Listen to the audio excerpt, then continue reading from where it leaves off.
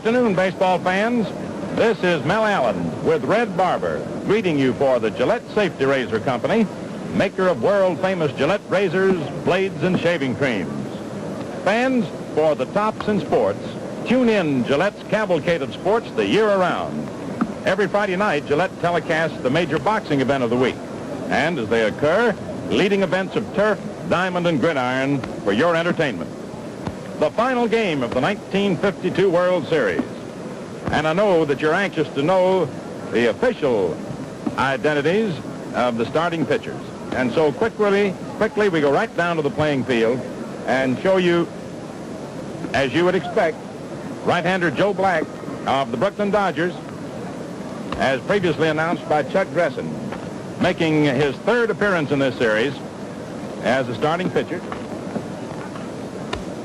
He's won one and lost one. And for the Yankees, the issue is no longer in doubt. It's going to be left-hander Eddie Lopat. So that manager Casey Stengel, hard-pressed for a starting pitcher for today as a result of having to bring in Allie Reynolds yesterday in relief, said he had to sleep on it, and he came up with the Lopat today. Eddie with 3 days rest, coming in to pitch against a Dodger lineup which is predominantly filled with right-hand batters. The Dodgers have not had too much trouble with left-hand pitchers, particularly here at Ebbets Field. But Casey Stengel had to come up with somebody, and it's Eddie Lopat on the mound. Eddie lost his first World Series game when he opened the series at the Yankee Stadium last Friday. So we'll see what's going to happen in this final game of the World Series, one of the most dramatic ever played. And by the way, before we go into the batting orders and other pertinent data concerning today's finale, let me remind you people that every fall, careless hunters cause disastrous forest fires, ruining millions of feet of precious lumber, bringing death to game and fish. Now, if you're planning to hunt this year, paste these simple rules in your hat, will you? Number one, crush out cigarette, cigar, and pipe ashes. Number two, break matches in two after using. Number three, drown all campfires, then stir and drown again. 4, find out the law before using fire. Remember, only you can prevent forest fires.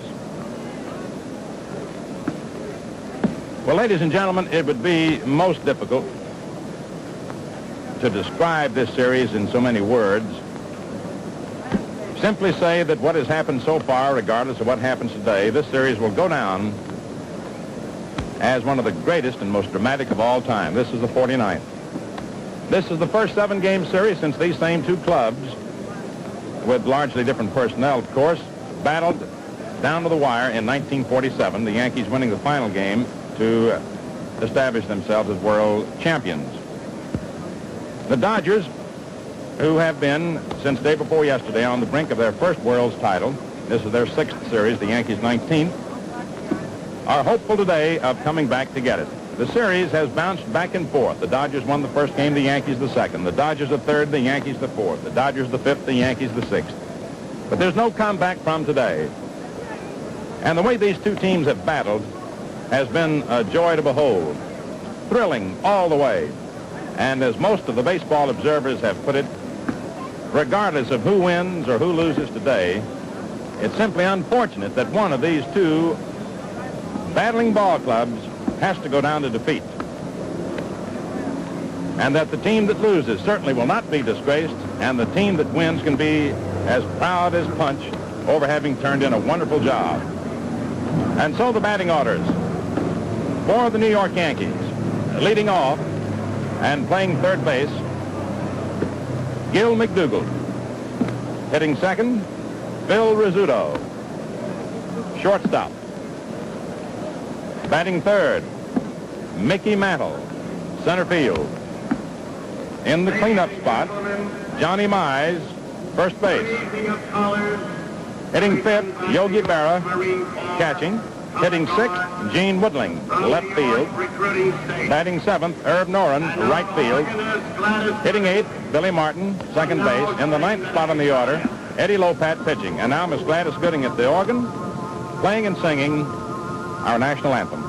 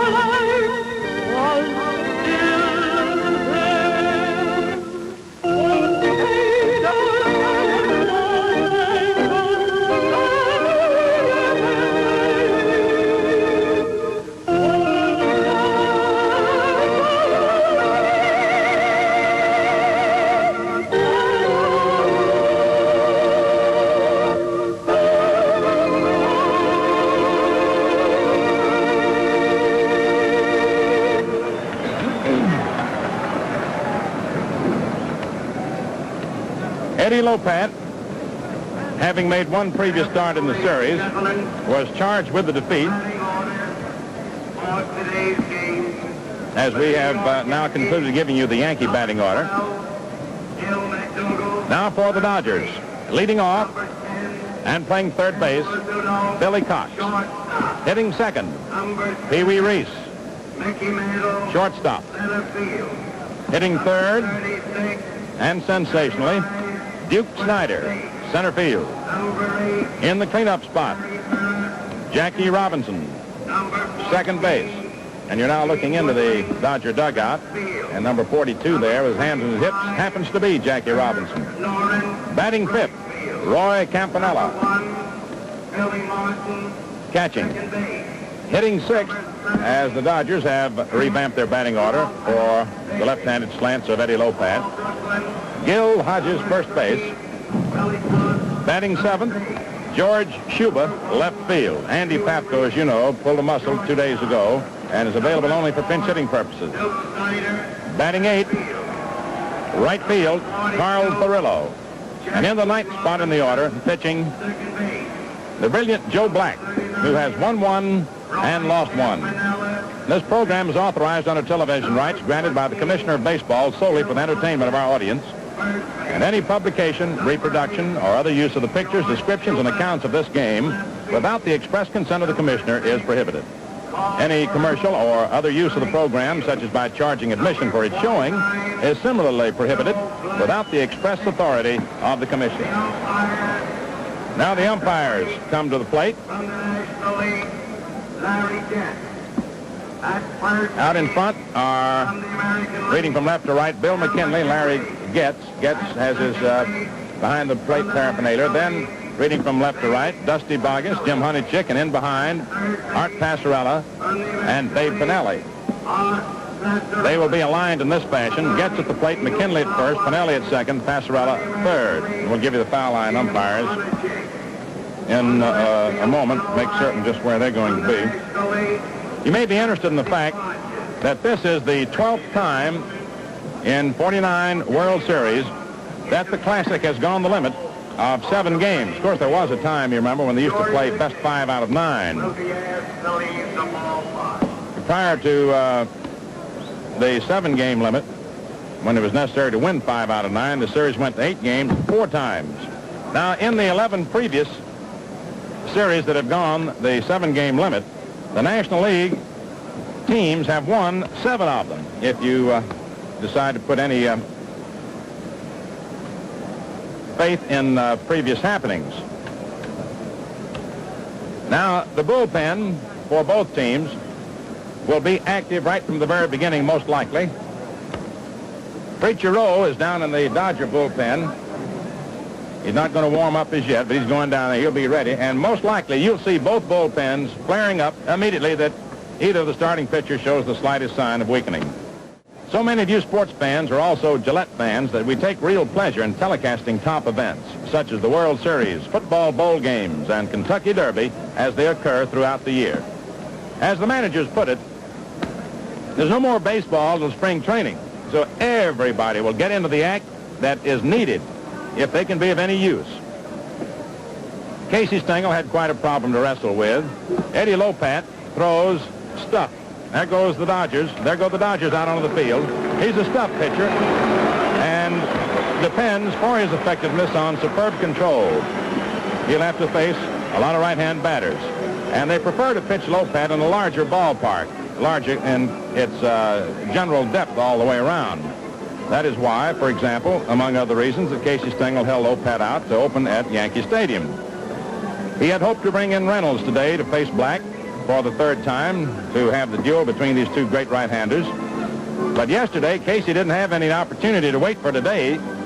He had to come in with something yesterday in order that he might even be around here today. So we're all set. The scene is set. Whether or not we can pack any more drama into this World Series than already has been injected into it, I don't know. Whether or not people who've been watching it both here and at home have any reserve strength left to take any more of the excitement, we don't know. But in any case, we certainly hope so. There goes Joe Black out to the mound, a brilliant right-hander, and moving into the Gillette microphone, a brilliant broadcaster, the old redhead, Red Barber. Thank you very much, Mel. Now you're seeing the starting Brooklyn battery. Joe Black coming back for the third time. First time since Frank Shea in '47 has a rookie started 3 games in the World Series. Campanella back at the plate. Gil Hodges is at first base. Second baseman, Jackie Robinson. At short is Captain Pee Wee Reese. Third baseman is the hands, Billy Cox. Out in left field, we have George Schuber. Center fielder is Duke Snyder.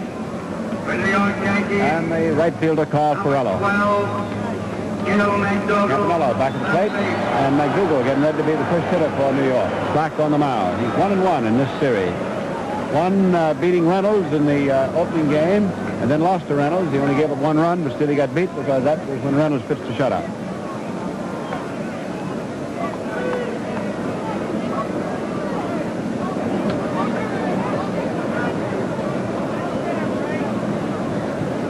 McDougal, 3 for 20. And so here is the whole baseball year finally pointed up to one single ball game. This is it, as far as we go.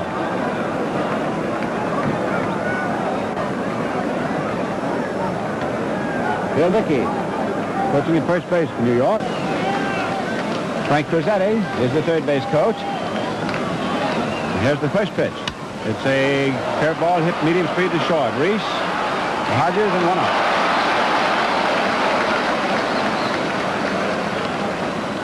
One away. Batting in number 2 position, number 10. Well, the little shortstop for the Yankees, Rizzuto, who is 3 for 23 getting in.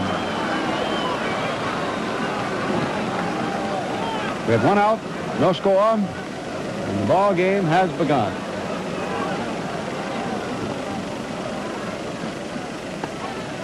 Call strike. Barry Getz back at the plate working balls and strikes. As manager Stengel, he spent yesterday, especially the late innings, standing in front of his bench, and he's starting out that way today. There's a bunt up toward first base. Hodges fields the ball and makes the put out on Rizzuto, tagging him. So Rizzuto bunting for a base hit is out. The first baseman unassisted, and to a gone. Rizzuto may have hurt his right knee a little bit when he went into that slide, trying to avoid the tag. Batting in number 3 position, number 7, Mickey Mantle, center fielder. Well, here's Mantle, who's had a great series. He's 8 for 24. His home run was the differential yesterday as the Yankees evened the series at 3 games apiece, winning 3-2. Mantle is switch hitter, as you know. Ground ball is hit foul outside first base. Mantle gets down the line. He can run. No balls, 1 strike. The Yankees are trying to win a 4th straight World's title for the 2nd time in their history. The Dodgers are trying to win their first, and this is their 6th opportunity at it. And it all hinges on today's ball game. There's a high foul out of play. Joe Black is one of the most interesting careers that you could study. The big fellow was a rookie at spring training camp, and so little was known about him that he was not, now get this, he was not on the regular roster of the ball club. You will not find him in the National League Green Book. It's a spring training camp roster. That's how little known he was. And he came on slowly relieving. He was almost strictly a relief pitcher. This is his third start in the World Series, or one more than he made in the regular pennant race. Pitches high. Ball one. 1 ball, 2 strikes. Black did not start at all until the closing week of the pennant campaign, when he pitched the game in Boston, which guaranteed the Dodgers no worse than a tie. Curve, strike 3. And he strikes it up. A low inside hook. So, nothing across. And in the middle of the first inning, the score is the Yankees nothing, the Dodgers nothing.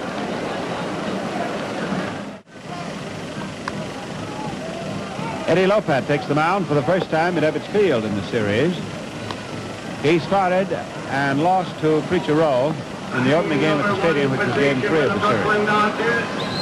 Number 3, Billy Hunt. Now to meet the Yankees, we have Johnny Mize at first base. At second base is Martin. Shortstop is Rizzuto. As our camera flips over there, there is Phil. Third baseman is McDougal. Woodling in left field. Mantle is in center. Right fielder is Norin. Billy Cox first up, and Berra is the catcher. Curveball over for a foul strike. According to the records we've been able to put together, Berra is establishing a new record for the most putouts by any catcher in the history of a World Series. The record, we believe, was 51. He has 52 as we total them up. Billy Cox takes from the outside. Ball 1. Cox is 6 for 22.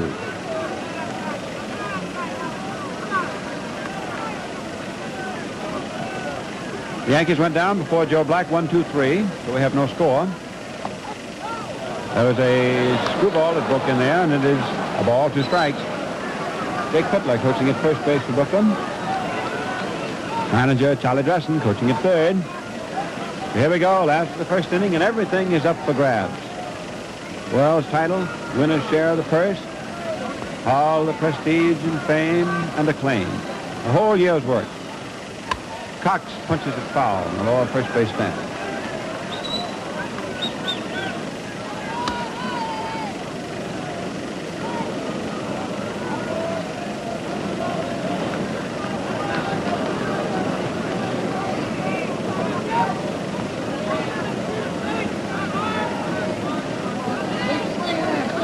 Lopat, stocky left-hander.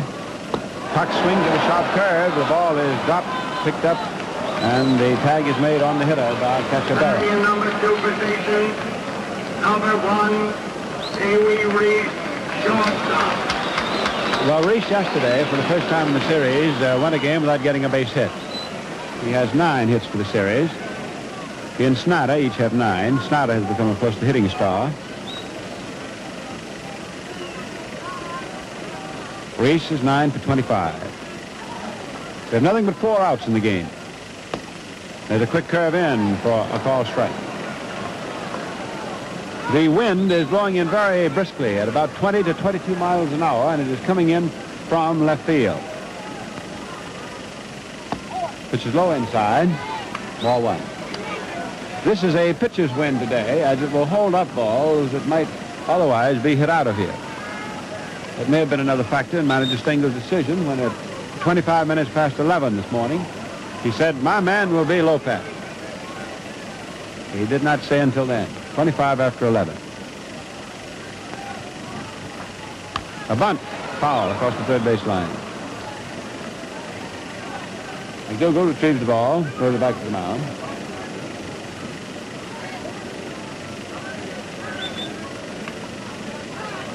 To say who's in the bullpen? Everybody.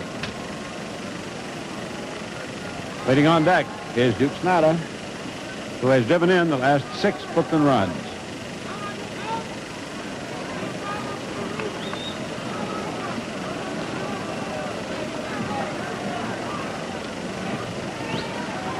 One ball, 2 strikes. Pounding ball wide of third. McDougall up with it nicely. And it's a bad throw. And it hits Pitler, the first base coach. It hit Pitler, the first base coach. And friends, this is my 23rd year in this business, and I've never seen a baseline coach hit with a thrown ball before. As just another example, anything can and probably will happen at Ebbets Field. There's Pitler rubbing the back of his left leg where the ball hit him.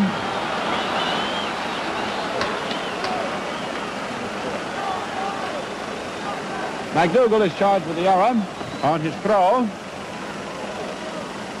And Reese is on, and Pitler, I guess, is glad to pay the price. He was hit with a throw. But now it's Snyder. Bunts, foul.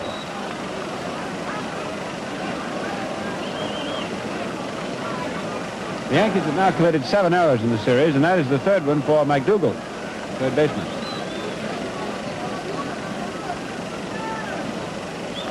Snyder hit in both of Brooklyn's runs yesterday with home runs. And as Mel told you, he tied a Gary Ruth record for most home runs in the series by a batter with 4. He's the third fellow in World Series history to hit 4 home runs. There's Lopat on the mound.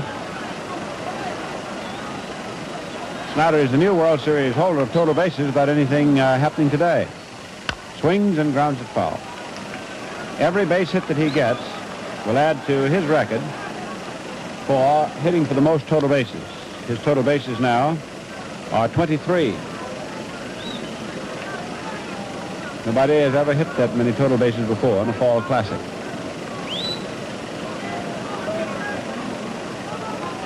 All right, no score.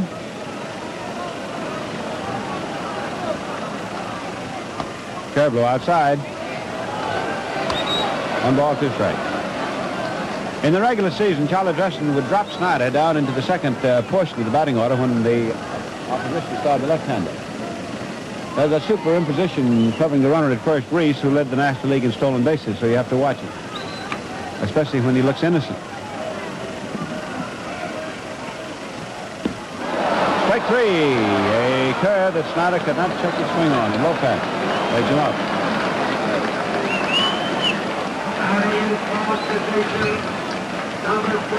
Jackie Robinson has not had the World Series that he had hoped to have. The plain facts of the case, if Snyder had not been hitting, the Dodgers would not be here today. The Yankees would have won it because Robinson, Campanella, and especially Hodges, also Ferrello and Pafko. In other words, the strength, the right-hand hitters who carried the Dodgers to the pennant, the power boys, have been stopped. The Yankee pitching has certainly been rough on the Brooklyn right-hand hitters, except for Reese. Another throw to first. Lopat watching him. Naturally, the threat to steal. Took a big one with 2 out. Robinson swings, lines it to left center field, and it is a nice running catch by Woodling. That saved the run. Dean Woodling went over. Robinson teed off on the ball. It was a hot line drive, but Woodling pulled it down. Nice running catch. No runs, no hits, and 1 error for the Yankees, and for the Dodgers, no runs, no hits, and no errors. Joe Black walking out to the mound for the second inning. Let's go back to Black's work, if you don't mind. Opening day, he gave up 2 runs, 6 hits, walked 2, and struck out 6, and was the winning pitcher. Reynolds was charged with the defeat. Black then came back in game 4, and again was pitted against Reynolds. Black pitched even better, but so did Reynolds. Black giving up 1 run and 3 hits. A second run was knocked in off of his replacement in the final inning, Rutherford. But Reynolds simply shut out the Dodgers, and Black went crashing down to a defeat, and he and Reynolds became locked at 1-1. They may be pitted again against each other before this series is over today. In fact, Reynolds was to have been the starting pitcher today until Stengel had relieved with him in the 8th inning yesterday. Okay, here is Johnny Mize. Big fella is 4 for 12, leading off the second inning. To be followed by Barrow, then by Woodling. No score.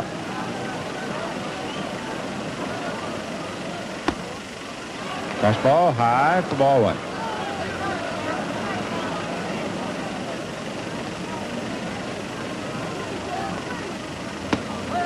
Go outside, ball two.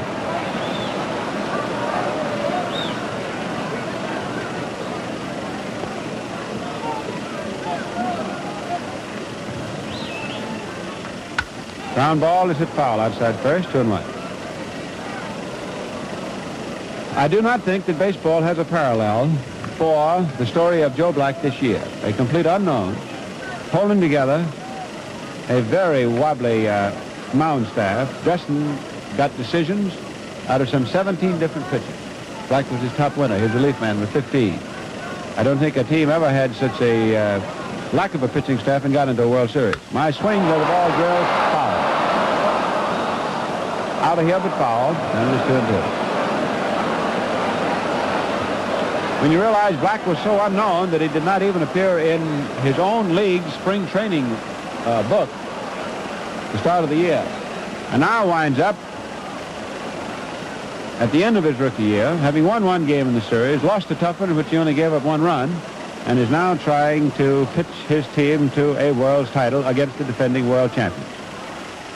Mize fouls it down off of his feet. Foul ball. 2 balls, 2 strikes.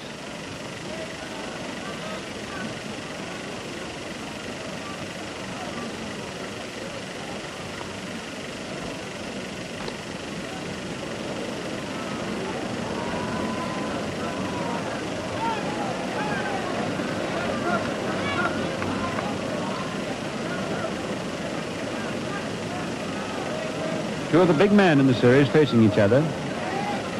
Mize, who's laid in some crushing licks.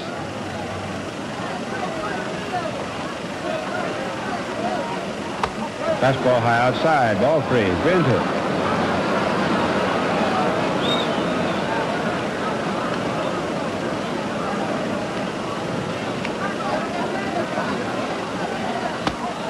Ball 4.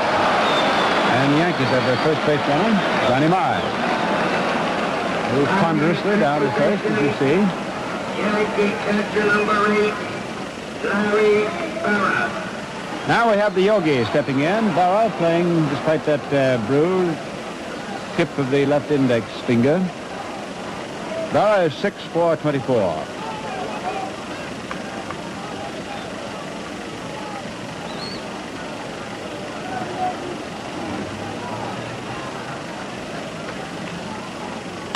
A high pop-up.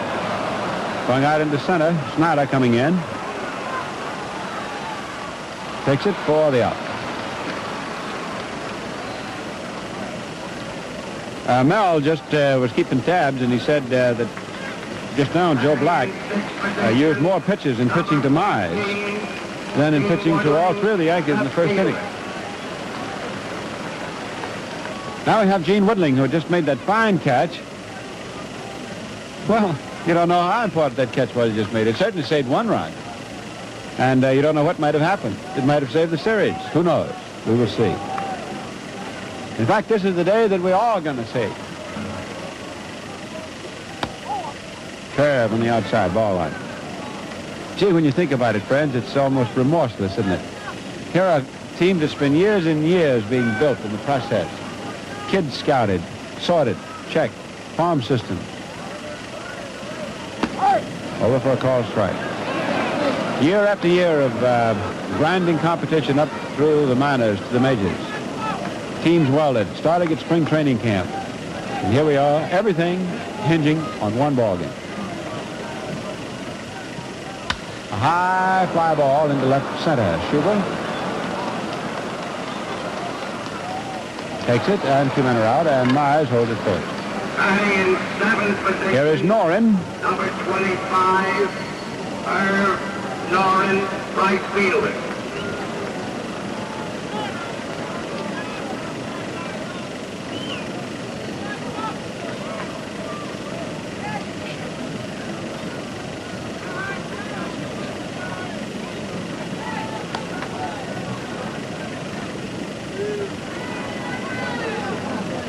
Noren so far has had 3 for 8. Started the first game and started again yesterday and starting today.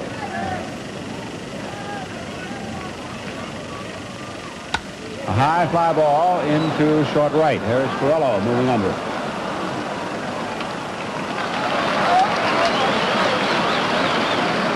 One and a half innings have gone. And at the middle of the second inning, the score remains the Yankees nothing, the Dodgers nothing.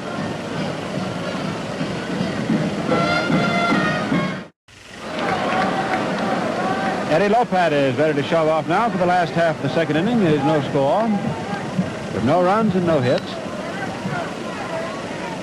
Lopat was plagued the early part of the season with a bad arm, but he came around all right, won 10, lost 5. His World Series record, 3 victories and 1 defeat. His first defeat in Game 3 of this current encounter. Well, here is Roy Campanella, who is 4 for 24 and has been a singles hitter. He's supposed to be one of Brooklyn's big power men.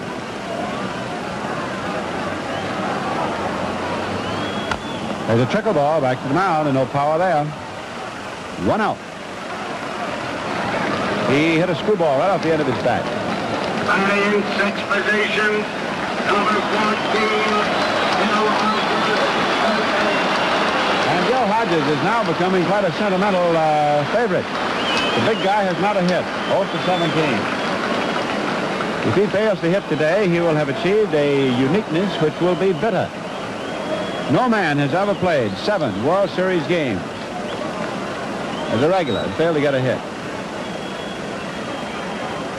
We don't like to mention that sort of a record possibility, but yet there it is.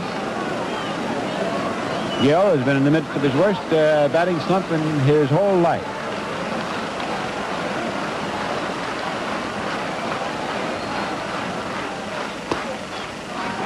There was a slider curve, high outside, ball one. Lopat very tricky.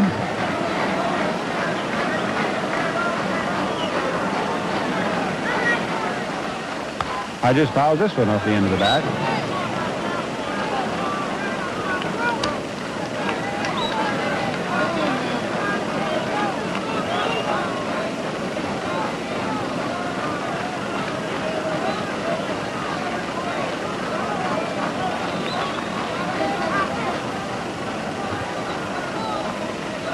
One and one. 1 out, no score. Sun is now getting through very well. Hodges swings at a long fly ball. Mantle backing up. And makes the catch. So that's the best ball that Gil has hit in the series. He hit it a long way, but straight away. Now we have 2 out. Batting in 7th position, number 8, George Schubert, the fielder. George Schubert is 2 for 7 in the series. He doubled in the 8th inning with 2 out yesterday. That put the tying run, second base, and that is when Rashi was replaced by Reynolds, who made it stand up.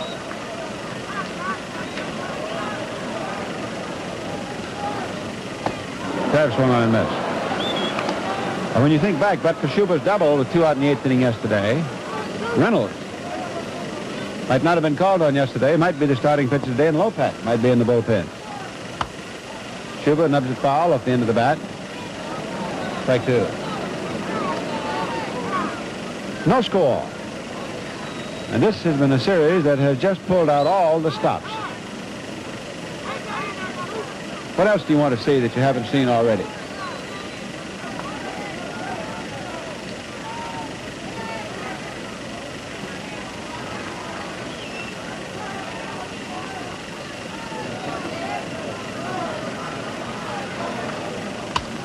Base hit through the middle. First hit of the ball game.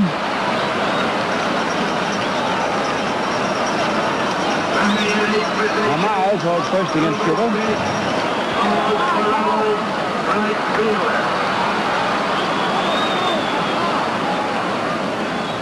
Batter is to be Ferrello, who is 4 for 20. The Dodgers were poisoned to starting left-handers all through the National League race. However, the Yankees in reply say that Lopat is not an ordinary left-hander.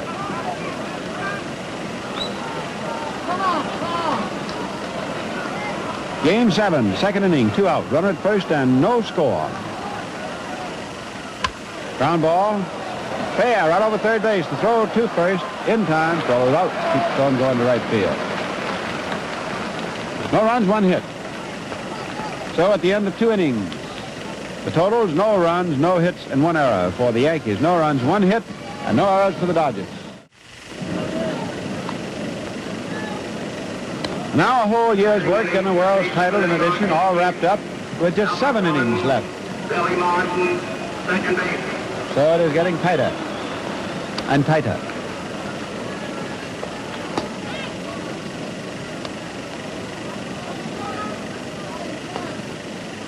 I know that Walter O'Malley, the president of the Dodgers, he's been walking around practically talking to himself. I know that the O'Malley has been talking to the little men. But whether they've answered him back or not remains to be seen. Dan Topping, of course, is a great deal calmer. He's had his Yankees already win for him before. But now it's Billy Martin. Curveball on the outside, ball 1. Now looking at Vice Presidents Bovesi and Thompson, and there is Walter O'Malley. Get the cigar. Pitch is over for a called strike.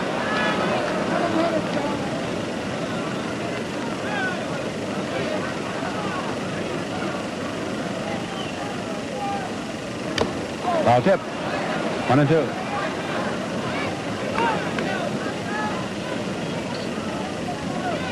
The Yankees have won 14 world titles, lost 4. The Dodgers have lost the 5 previous World Series they've been in. This one is to be decided right here and now. In fact, it is in process. Your friends at Gillette, very happy to telecast it for you. No score. 1 ball, 2 strikes. A high fly ball that Snyder comes in. Under. Remember, the wind is blowing in. It is holding up these fly balls. Batting in ninth position. 1 out, and now the pitcher for New York, Number 30, Eddie Lopez. Lopez. Lopez has 1 hit and knocked in a run with it. Pretty good hitting pitcher.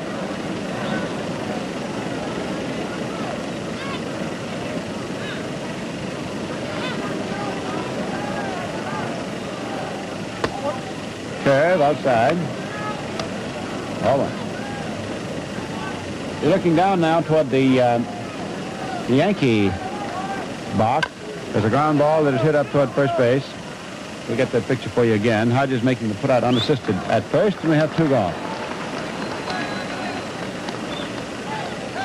For the Yankees, the gentleman at the left in the light hat is Del Webb. The camera moved just back of him a little bit. You will see, let's move the camera just a little back to the left. Down and to the left. Bareheaded, there is Dan Topping. Just raised his right hand. And George Weiss is sitting to the extreme right. The camera will come down to the right just a second. There's George Weiss. Then you move on down 2, and was the commissioner, Ford C. Frick.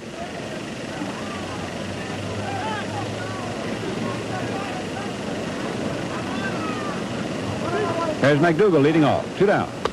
Black's curve is inside. Commissioner Frick is not feeling well today at all. In fact, he said that he feels so bad, he was ill all evening, that if this were not the decisive game, he wouldn't be here. Hawk, to Hodges.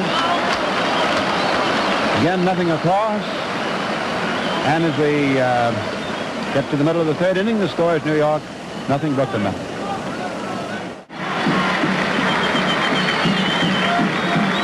Eddie Lopez on the mound. Black has gone 0 for 4 as a batter.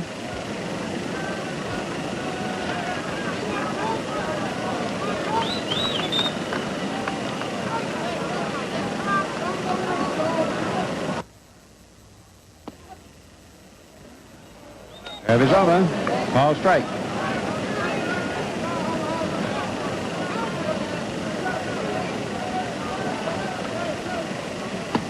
Swings at a screwball on the outside. Strike 2.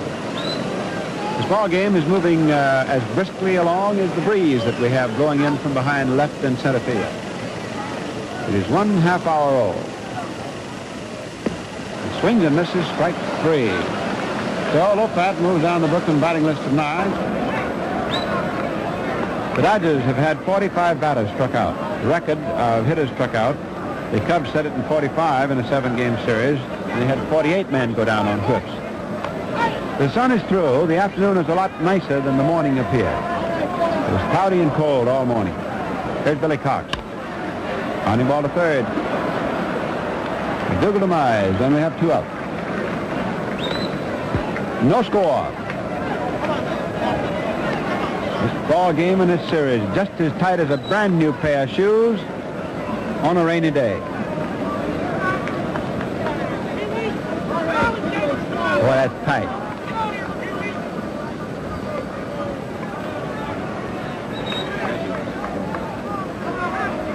Well, here's Pee Wee Reese. He's the veteran of the Dodgers. He goes back to 1940 with this club. It's a curve over. Since Brooklyn has become a power in the National League, there have been 3 head men dominant. First Larry MacPhail, then Branch Rickey, and now Walter O'Malley. Which is low, ball 1. Reese has played through all 3 of those administrations.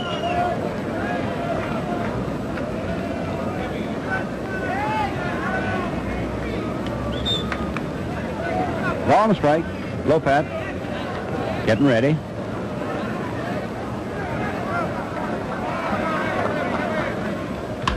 Reese hits a high fly ball into right center. Norin goes back. Throws it down. The ball game is slightly more than a half an hour old, and it is now 1/3 done, unless we run into extra innings. And who'd be surprised at that, huh? They're playing for it. This is the sweepstakes. At the end of 3, no runs, no hits, and 1 error for New York. A throwing error on the infield. No runs, 1 hit, single by Schuber, and no errors for the Dodgers. And the Gillette Safety Razor Company is mighty happy to bring you these telecasts.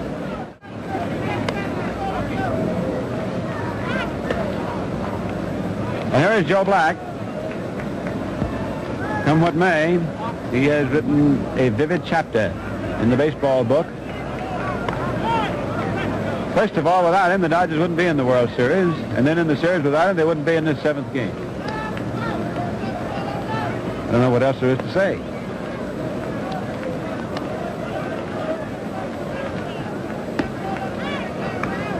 Campanella throwing through. Robinson tossing it on to Reese. Throw down to Cox. Ball brought into the mound. For the Yankees, they're number 2, 3, and 4 spots. Rizzuto, Mantle, and Myers. And this one today is opening innocently with tight pitching, as did the one yesterday. In fact, this one opening even quieter. But there's going to be a storm. I guarantee you that they'll tap the pea patch before the day's over.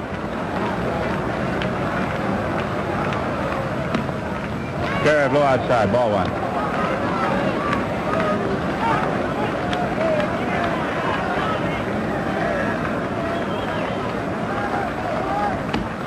Ball strike. Joe Black has now pitched 19 innings against the Yankees and has given them an aggregate of 3 runs.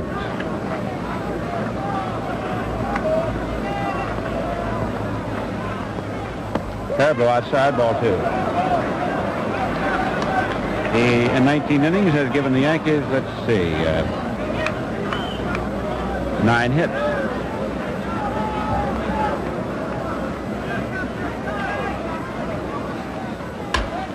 Base hit. There's the 10th one off Black, and the first one today, and Rizzuto is on his way for second.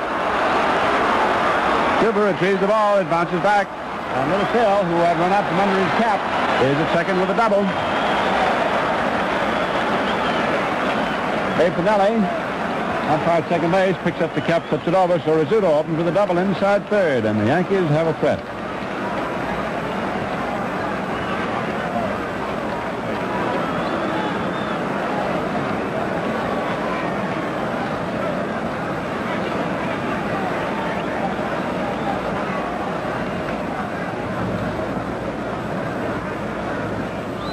Down in the left field corner where that double went, a spectator leaned over and tried to interfere with the ball. He did not. But umpire Bodges got one of the park police, put him on duty, and the people down there have been warned not to interfere with the ball in play.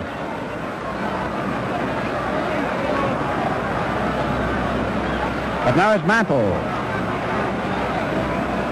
Nobody out. Rizzuto at second.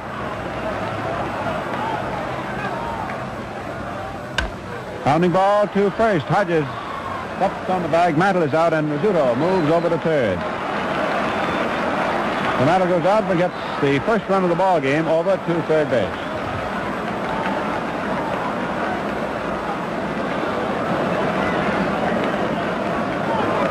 The batter is Johnny Mize. One gone.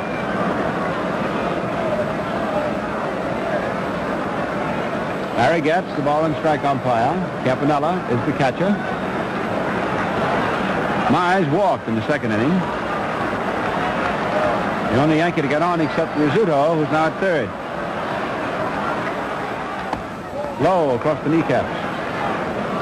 Ball one.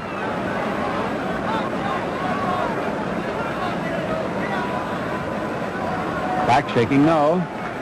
He's got his work cut out for him. Strike call. As you have noticed, Larry Getz of the National League staff is deliberate in his strike call back at the plate. He takes a good look at it. There's the line foul in the right field corner. Kicking down to the Brooklyn bullpen.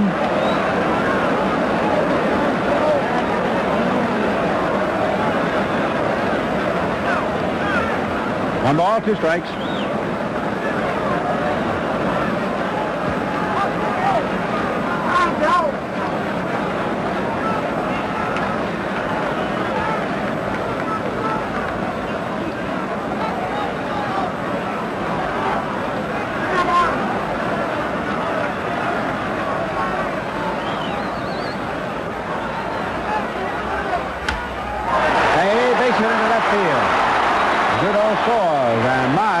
Drives him in, hitting an outside pitch into left field. He hit the ball right where it was pitched.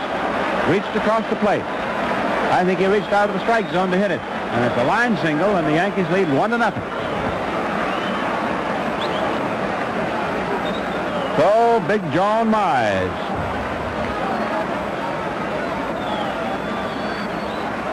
Ex-National Leaguer, now driven in 6 runs in the series.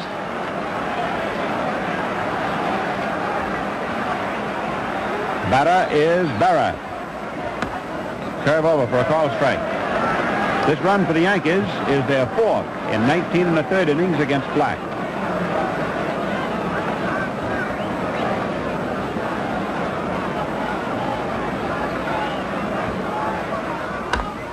Foul ball.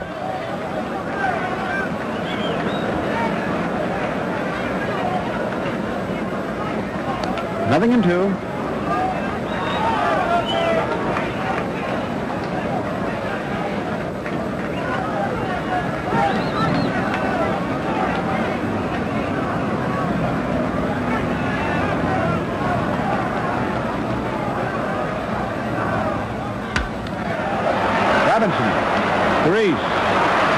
Hodges double play.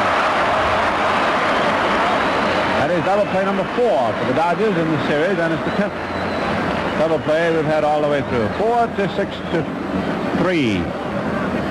The Yankees 1 run on 2 hits. And in the middle of the 4th inning, the score is New York 1, Brooklyn nothing.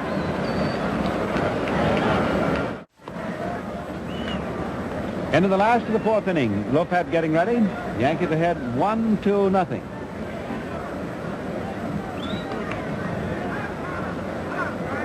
I guess you might say about the most unkind thing that the New York Giants, the bitterest enemies of the Dodgers, ever did to them, was to deal Johnny Mize to the Yankees. Mize hit the base hit that was pivotal in the 1949 series. Hit it off Branca, if you'll recall. Most people think that was the turning point. He's just driven in a run today. He's driven in 5 earlier runs. Now the batter is Snyder. Fastball in under the hands. Ball 1. Snyder struck out. First inning. Yankees 1, Dodgers nothing.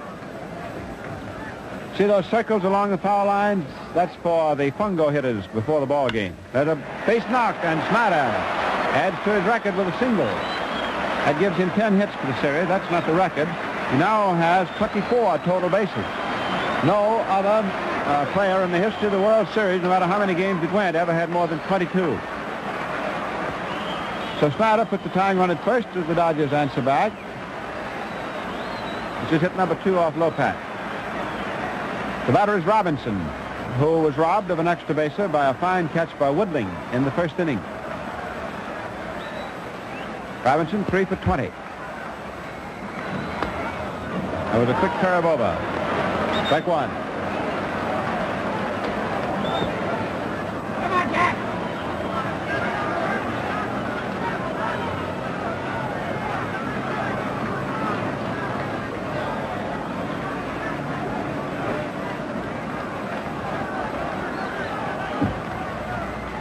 Bunt. Might be trouble. Might be trouble.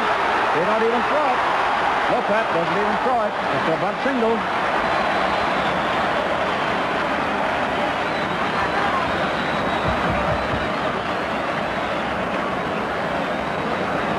So Robinson bunts to the pitcher and bunts it so neatly that he moves Snyder to second, puts himself on at first, and Lopat does not even throw.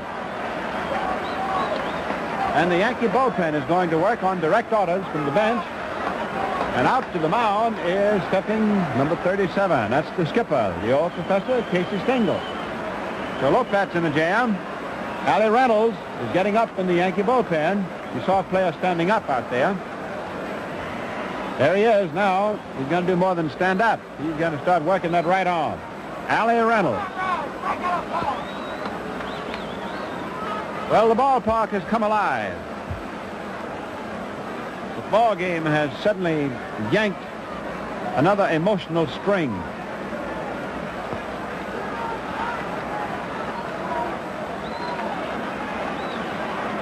The Dodgers have 2 big right-hand hitters in the line against this left-hander Lopat. Campanella and Hodges. The Yankees are ahead 1-0. The Yankees have drawn first blood, and the Dodgers are trying to cut back.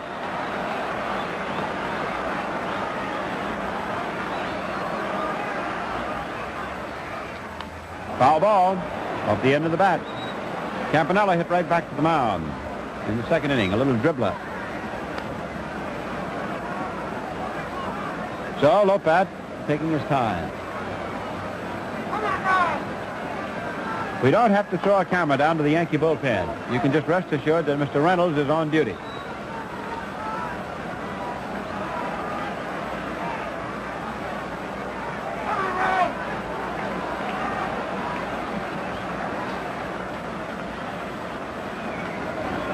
Campanella backed out, time called.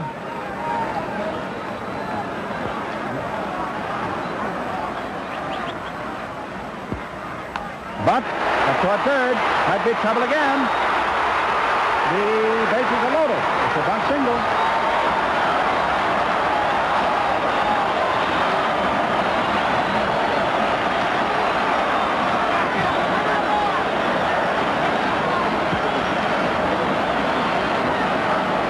So the Dodgers load the bases and set the stage for Gil Hodges.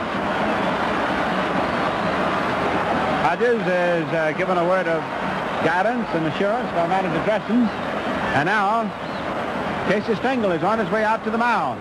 I don't know whether Lopat is going to pitch to Hodges or not. Let's wait and see.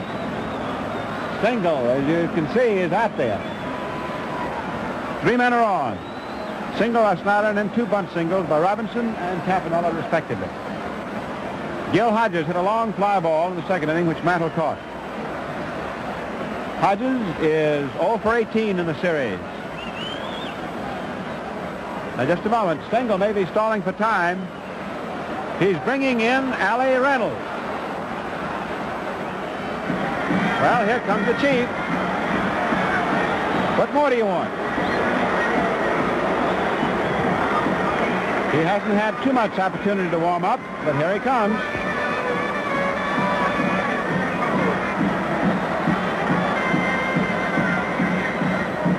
Reynolds, who's won a ball game, lost the ball game, and saved the ball game in this series for the Yankees.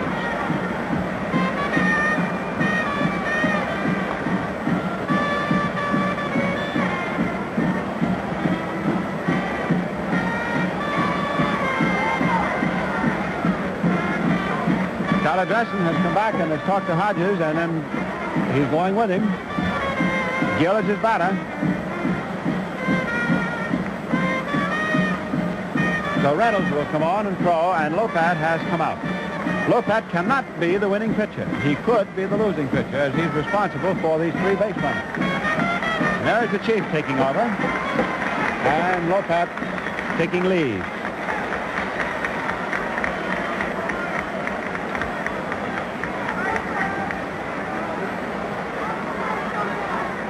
It's a long, painful walk to come off that mound. He's been knocked out. Reynolds getting ready. Mel and I were asking him before the ball game if he had hurt his back yesterday in the 8th inning. He said, no, he didn't hurt the back. He just seemed to give himself a pull. His spikes caught. He said he's ready. He poo-pawed any idea that he was hurt.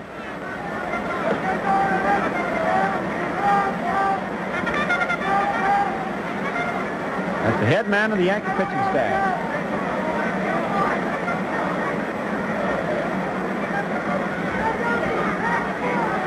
So we've now got Black and Reynolds in a ball game again. That's the way we began. Looks like that's the way we're going out. The Dodgers, as customary to say around here on the banks of the Gowanus, have the bases FOB. They are full of Brooklyns. Nobody out. Joe Hodges looking for his first hit, as well as his first run batted in the series. And he has grown to be quite a sentimental favorite because he's become such an underdog. And the odd thing is that he's the fellow that led the club in home runs and in runs batted in.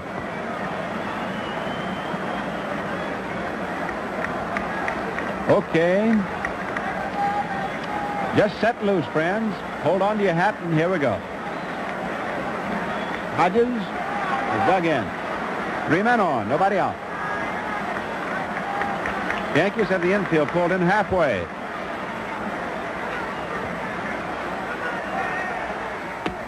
High inside, ball 1. Snyder is the runner at third. Robinson at second. Campanella at first.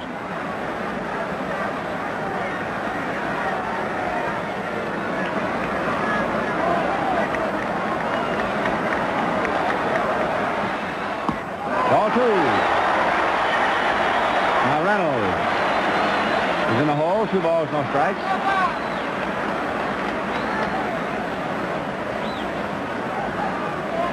Yankees leading 1-0. Last of the 4th inning.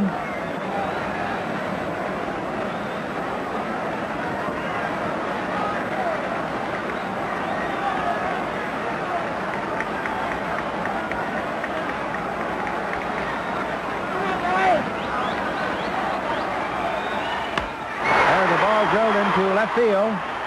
It is caught, but here comes Snyder toward the plate and scores the tying run. The ball gets away from Reynolds for the moment. Robinson goes over to third.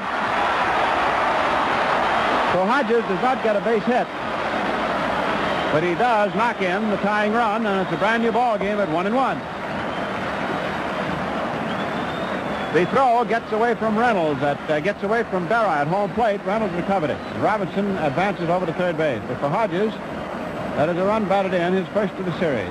And it's a brand new ball game tied at 1-1. Snyder scoring it. The run is charged to Lopez, and the run is earned.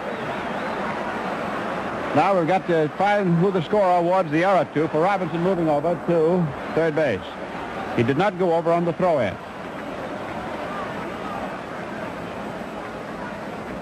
The batter is George Schuber. Run is at first and third. The error is charged to Reynolds, as the scorer ruled that the ball got away from Reynolds, not Berra. The error is charged to Allie Reynolds. Second Yankee error today. 8th error of the series.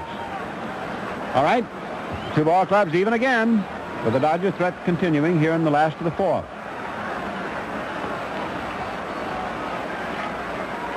Robinson at third, Campanella at first.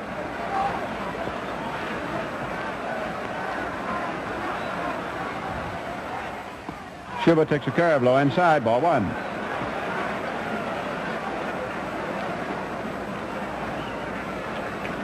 Schuber is 1 for 1 today. He is 3 for 8 so far in the series.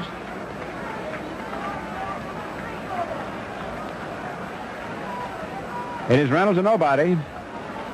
There is no action in the bullpen behind him.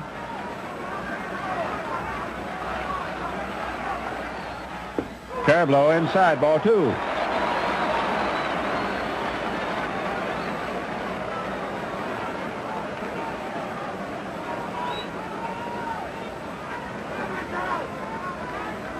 Even up game, 1-1.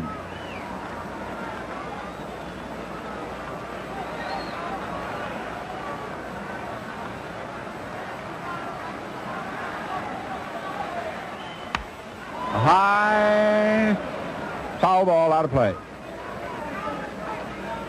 That's 2-1.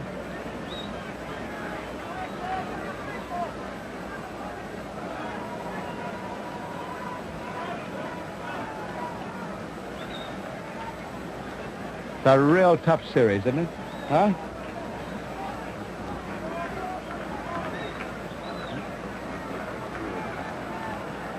Reynolds been looking back in his scorecard, and he says that this is Snyder's run here in the 4th is the first time he scored a run outside of when he scored himself with a home run.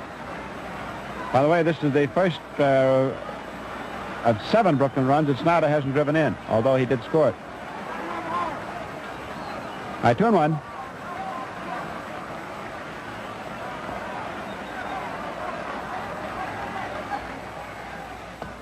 Slow curve is beautifully in. Call strike 2.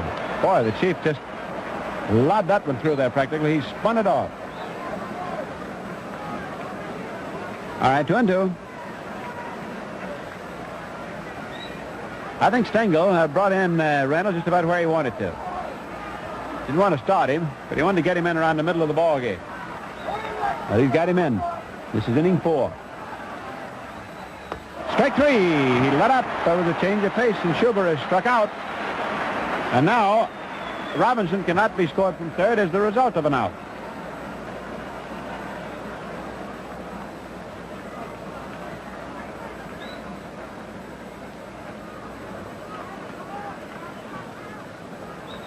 Reynolds has now run his strikeout totals to 17. Brashy has a total of 18.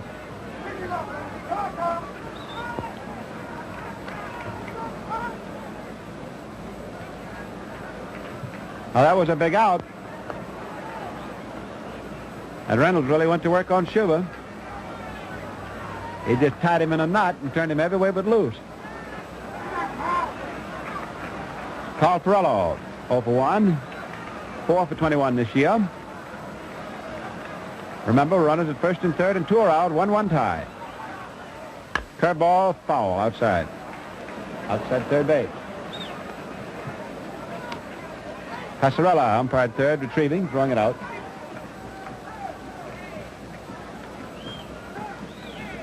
We'll begin to see the march now of the shadow of the stands out from home plate toward the mound. The irregularities at the edge of the shadow of men and cameras on the top of the stands, casting their shadows.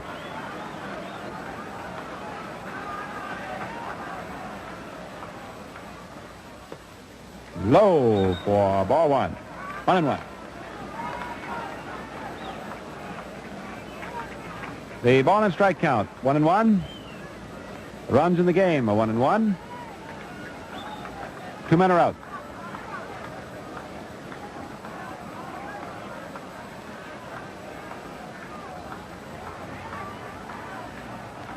Robinson off third. Pitch is high, ball 2.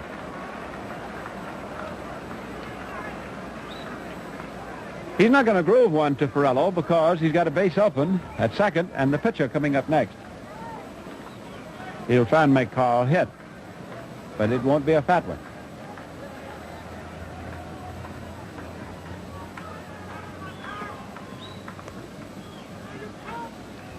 One tie.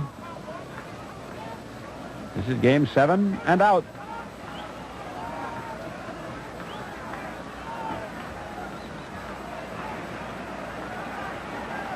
Reynolds stepping off the mound. Robinson off third.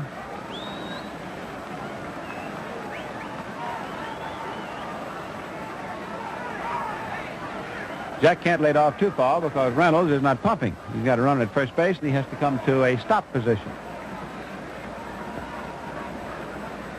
Campanella at first, Robinson at third.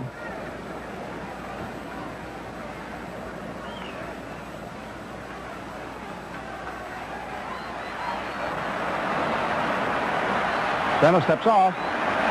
Robinson gave him a bluff run over there.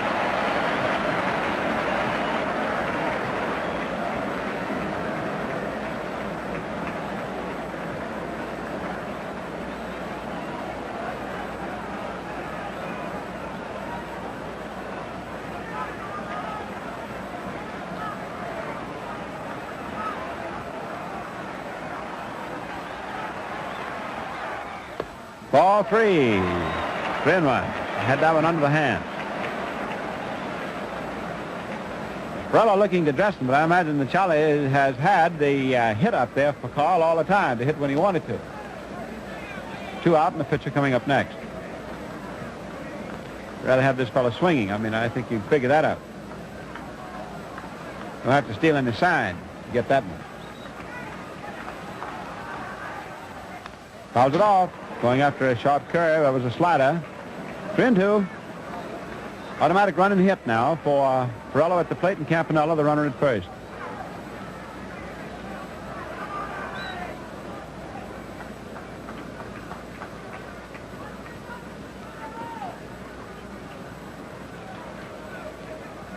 Long, long baseboard road for both of these clubs this year. The road hasn't turned yet, but it's going to turn today.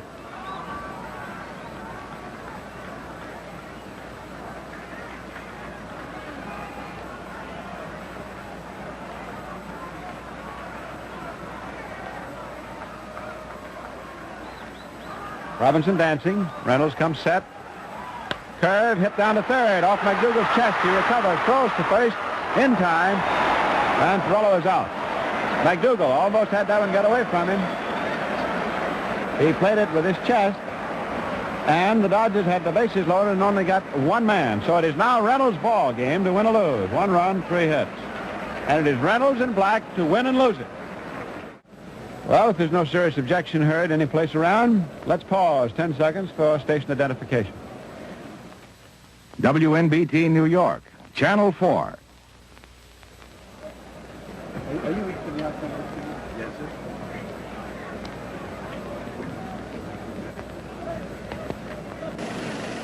Joe Black. In fact, the way this is running, friend, is now 1-1. You need fewer and fewer words.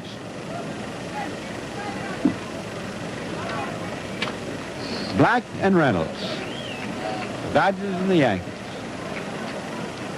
And here in the top of the 5th inning, it is Woodling, Noren, and Martin.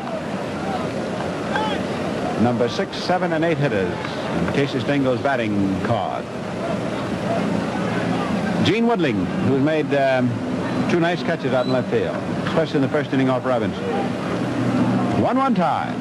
1 run, 2 hits, 2 errors from the Yankees. 1 run, 4 hits, no errors for Brooklyn. Black's quick curve is on the outside. Call strike.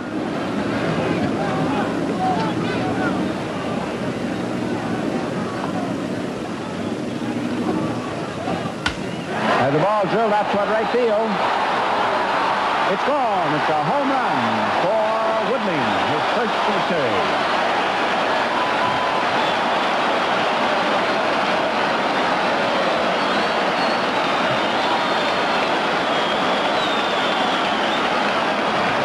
Gene Woodling belts a home run. That gives the Yankees 9 home runs in the series. And we've had 15 home runs hit by both ball players. The record for a total number of home runs hit in the series is 9, which the Yankees hit in 4 games back in 28. So they've tied their record for total home runs in the series with 9. 2-1 New York, which is high, and it is ball 1 to Norris. Robinson coming over to talk to Black. There's Preacher Rowe, number 28, and Carl Erskine, number 17, down in the Brooklyn bullpen. Everybody is going to be used today. If there's any reason to get them in. Call strike. 1-1. So the Yankees now for the second time. 1 run to the good. The Dodgers had that big opportunity just now. They got the bases loaded. But Reynolds choked them off with just 1 run. That 1 run is immediately nullified on 1 swing by Gene Woodling. A high foul ball. No, it's fair. Up by third. Cox is under it. Makes the catch for the out. 1 away. Top of the 5th.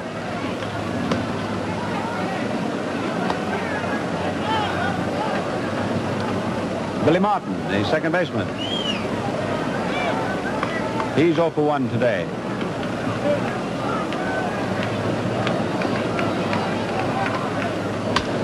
Lines it out in center field for a base hit.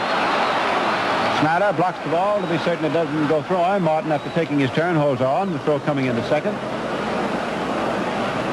Single into center. This is hit number 4 for New York. And the applause is growing now for Allie Reynolds.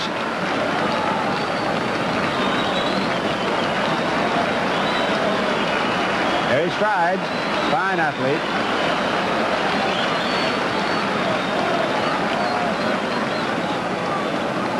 Won a game, lost a game in the series. And he and Black have shared their decisions against each other, and they're going to share this one against each other today. Throw to first was almost quick enough, but not quite. Martin just getting back. Black beat Reynolds in the first game. Reynolds beat Black in the 4th game. And now here they are, up for grabs in the 7th. Pitch is low outside. Ball 1. This is Reynolds' game to win and Black's game to win. Reynolds to lose and Black's to lose. And the Yankees are ahead 2-1.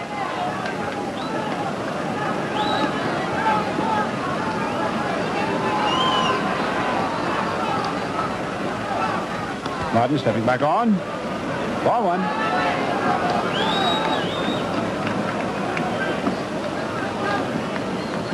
Full ballpark looking on at the full turn of the wheel today. Third.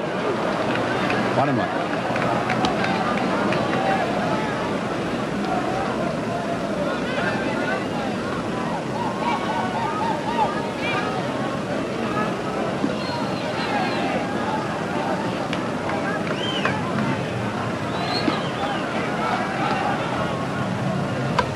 But foul. Reynolds, as a batter, is 0 for 6 so far in the series. We told you that the Yankees with 9 home runs have tied their own record for most home runs hit in a series. In other words, the Yankees hit 9 in a 4-game series back in 28. And this sets a new record for a strictly 7-game series. Washington in 25 had hit 8 in that 7-game series.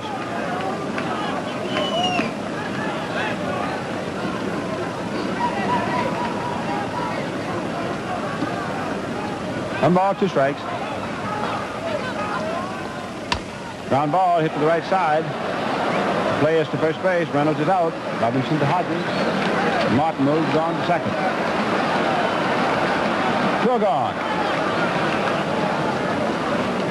And McDougal, who is 0 for 2, steps in.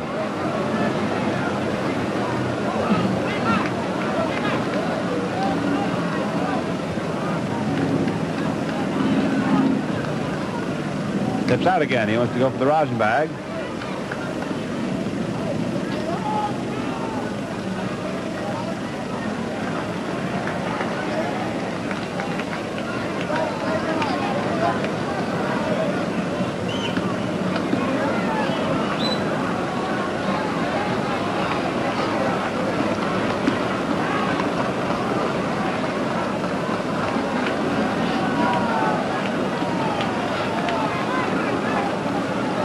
Yankees 2, Dodgers 1, 2 down.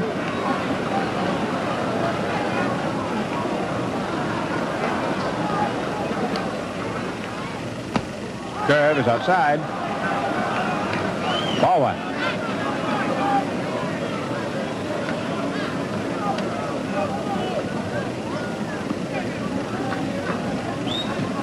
Campanella out there doing a little figuring with his battery mate, Joe Black.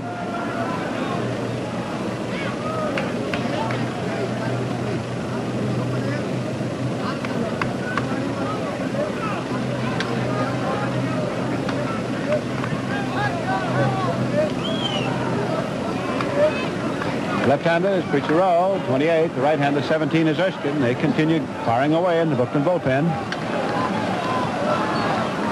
Black fires on the mound. Low outside. Ball 2.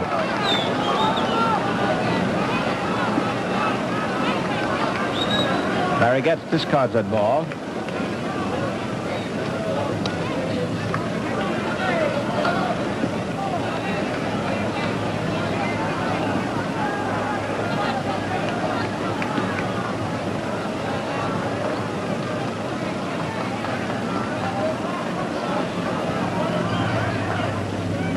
Curve fouled. 2-1.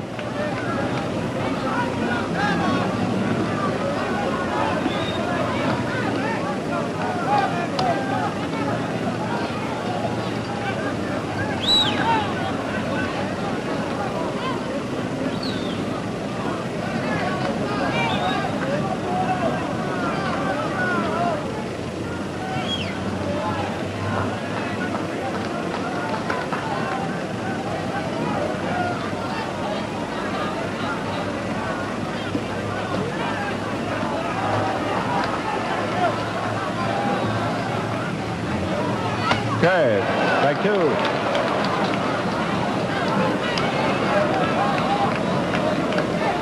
2-2.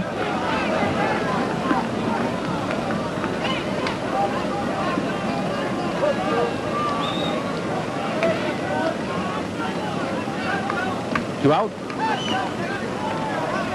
Yankees 2, Dodgers 1. This is for the marbles.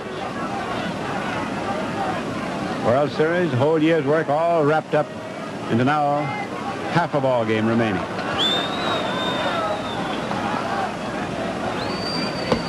Ball 3, high outside. 3-2, first base open. Martin is your man at second base.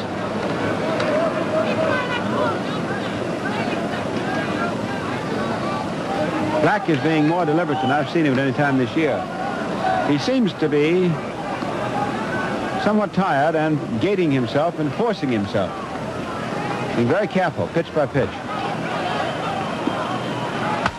Has one hit right back of second. Robinson over to first. And that double is up. 1 run, Woodling's home run. 2 hits. So at the middle of the 5th inning, score is New York 2, Brooklyn 1.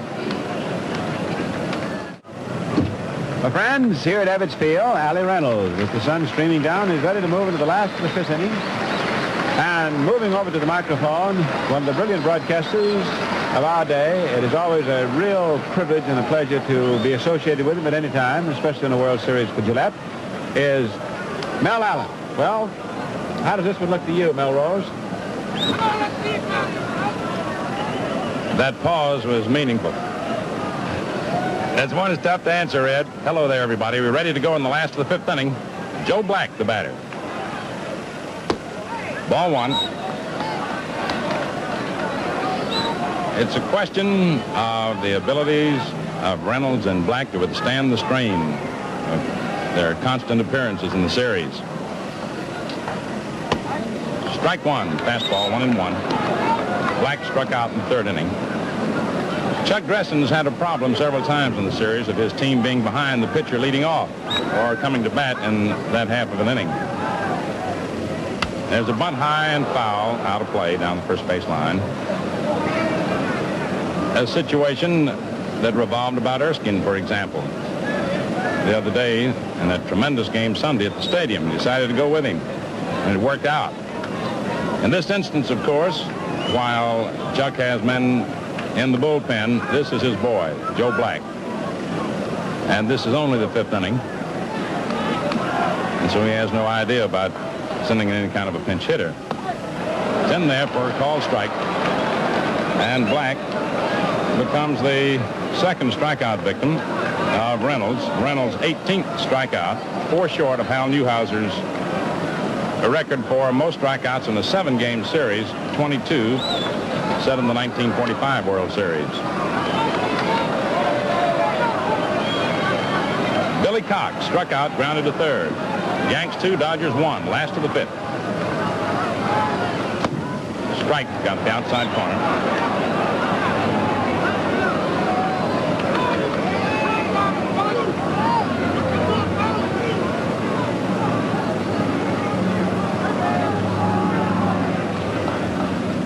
Curve outside, ball 1-1-1.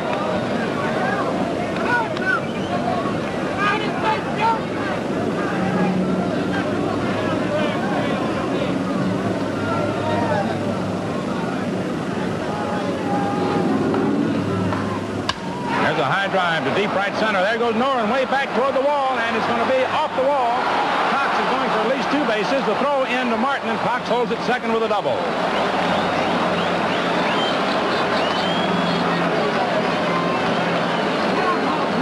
Cox lining a high drive off the wall in right center for a double. The first hit off Reynolds since he came in last inning. Cox's 7th hit in the series and his second double.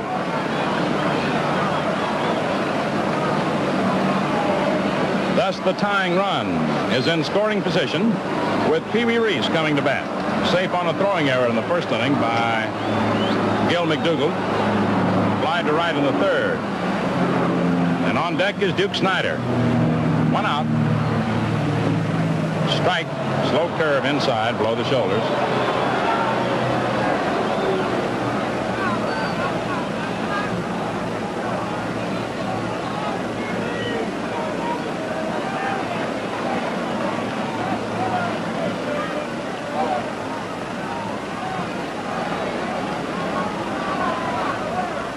Foul ball out of play upstairs. Strike 2.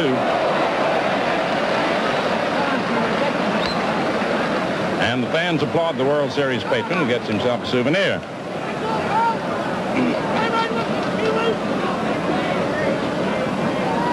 The Dodgers now have 5 hits to the Yankees 4.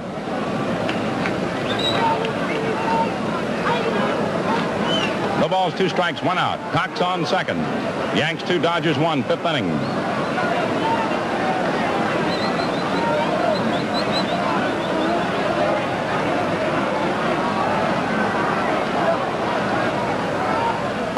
Outside, ball 1, 1-2.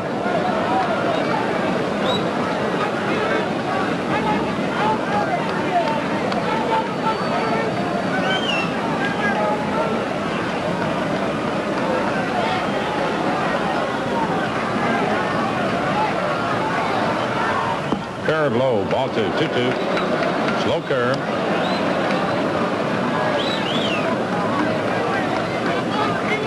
Tension mounts with every pitch thrown.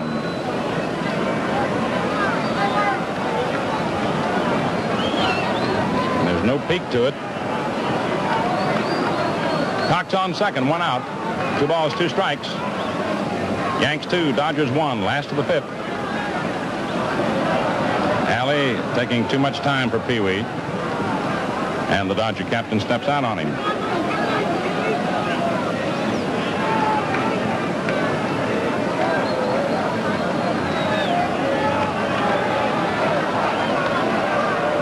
Reese takes high, ball 3.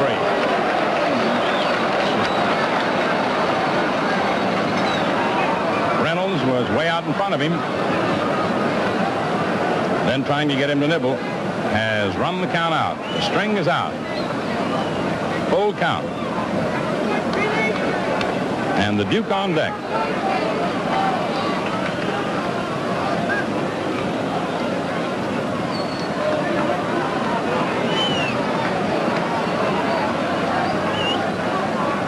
Cox with his lead away from second base. Reese swings and hits it to left field for a base hit. Here comes Cox rounding third. He's on his way to the plate.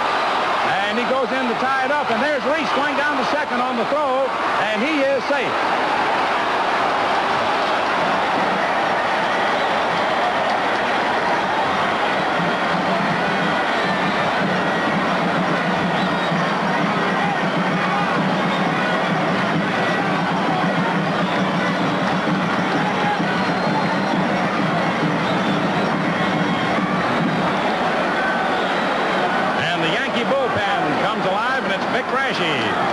Starting to warm up as the Chief seems to be missing just a little bit today. As we told you, it's a question of whether these arms can stand the gap. Woodling's throw to the plate was wide, and he gave Reese a chance to take second on the throw. Tie ball game, 2-2, and here's Duke Snyder. Struck out and singled. And Casey looking down to the bullpen. Ground ball wide, thrown to Reynolds, covering. Reese holds it third. Up comes Jackie. There was a situation where Mize had gone wide of first, and Reynolds had to get over as the ball got by Mize with Martin making the play. Now with Jackie Robinson up, line to left, and was safe in the fourth inning, beating out a bunt. The scorer now has decided to give Woodling an error on his wide throw that enabled Reese to take second.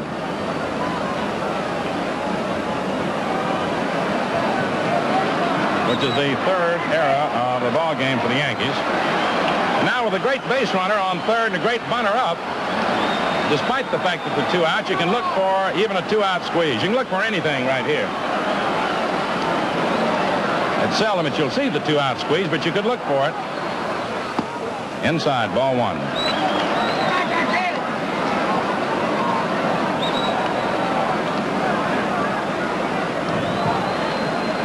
Reese on third, Jackie Robinson the batter. 2 down, 2-2, last the 5th.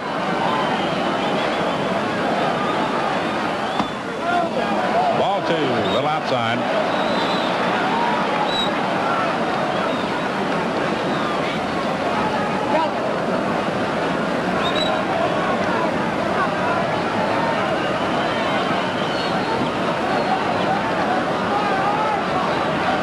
There's the bunt, but he goes foul. Strike 1, 2-1. So they did try the 2-out squeeze. He had the perfect setup for it. A great bunter, a fast man to plate, and a great base runner on third.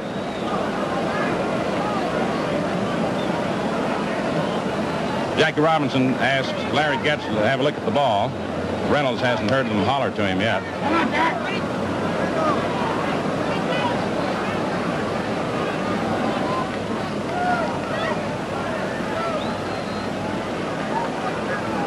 There is no sense in trying to pick out any more adjectives to try and indicate the greatness of this series.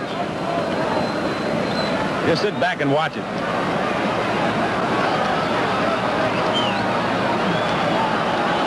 Reese on third.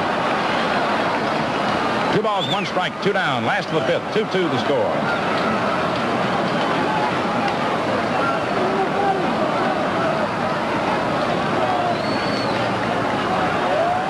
There's the line drive. Blair drives it through before the out.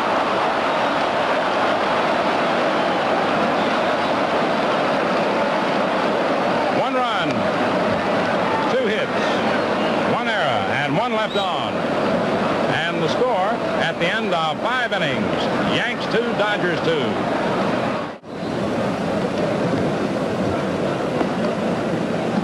Ready now for the top of the 6th inning. Jackie Robinson got good wood on that last ball, as you saw. A screaming liner that Gil McDougall clutched. And our camera was on Gil, and just at that point, Robinson, who was headed for first, stopped short, did a sort of a jackknife with his feet or a bicycle motion, threw his hands up in the air. He had done a remarkable job of getting a hold of that one, but McDougall did just as remarkable job grabbing it. Now in the Dodger bullpen, you see Preacher Rowe, the left-hander, and Carl Erskine, the right-hander, heating up. You got to have everybody ready now. There's no more baseball after this afternoon till spring training. So neither manager will hesitate in using everybody that they can possibly use to help them out. Your 5-inning totals. The Yankees 2 runs, 4 hits, 3 errors, 2 left on. The Dodgers 2 runs, 6 hits, no errors, and 5 men left on base. The scoring has gone along just like the series. First one team and then the other. Phil Rizzuto, the batter. It's a strike. Phil grounded to first and doubled to left. Vic Grashy, who was warming up for the Yankees, is now resting. There's a smash. Reese grabs it beautifully with a great backhand.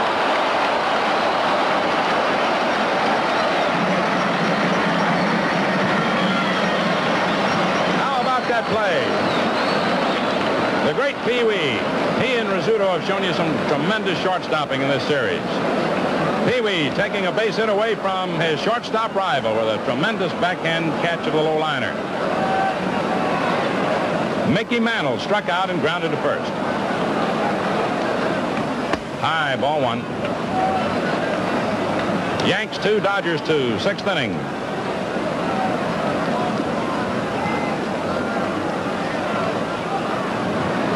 High outside, ball 2. Joe Black pressing a little bit out there.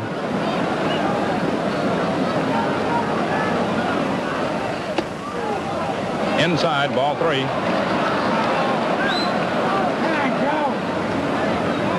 This is Black's third start in the series and Reynolds' fourth appearance. 2 starts and 2 relief jobs. In there for a strike, 3-1. So the wear and tear may tell. Black 28, Reynolds 34. The difference in ages may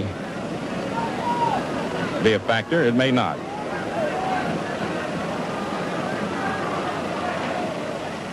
There's a fly ball out to right field. That ball is going. It is gone.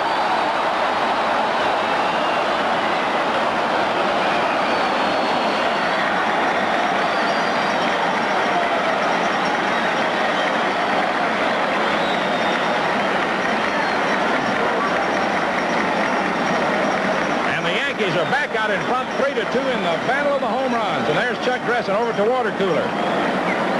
Contemplating this situation, looking down toward the bullpen now to see how the boys are coming. This series will go down as one of the greatest of all time. It will go down as the series called the Battle of the Home Run. High, ball 1 to Mize, way behind Campanella to the screen.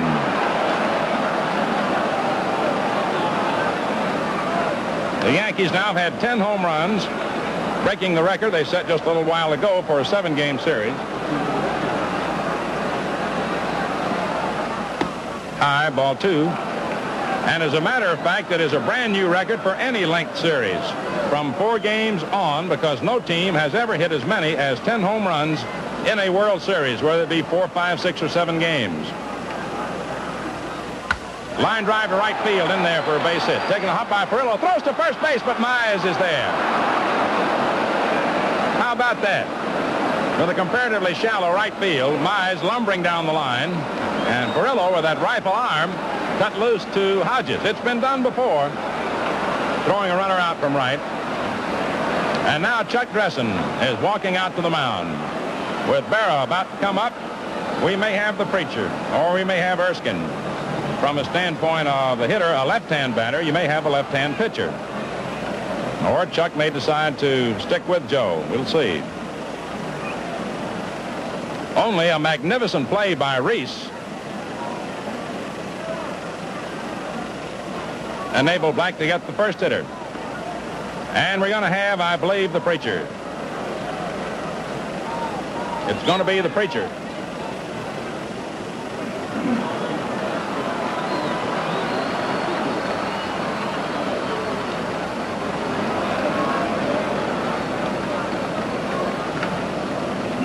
Attention, please. Now coming in the pitch for the Dodgers, number 28, Preacher Rowe. Preacher Rowe coming in to relieve Joe Black. And Joe Black, as he leaves the mound, will be given a tremendous hand. He should. He has pitched magnificently in this series. So Preacher Rowe comes on. Joe Black will shortly leave. And Chuck leads the way, and a hand for Joe Black.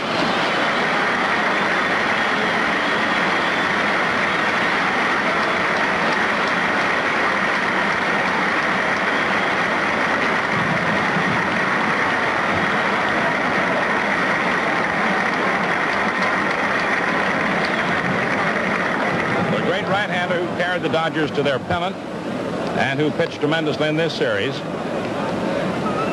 having made 2 starts and gone to the 6th inning today, and has pitched reasonably well today. But after all, this is the last game. You can't afford to take even one chance. So the Preacher comes in.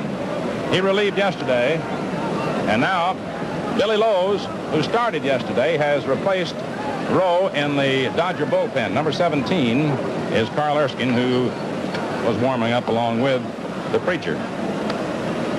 Preacher Rowe, who came in the ninth inning yesterday and performed so nobly.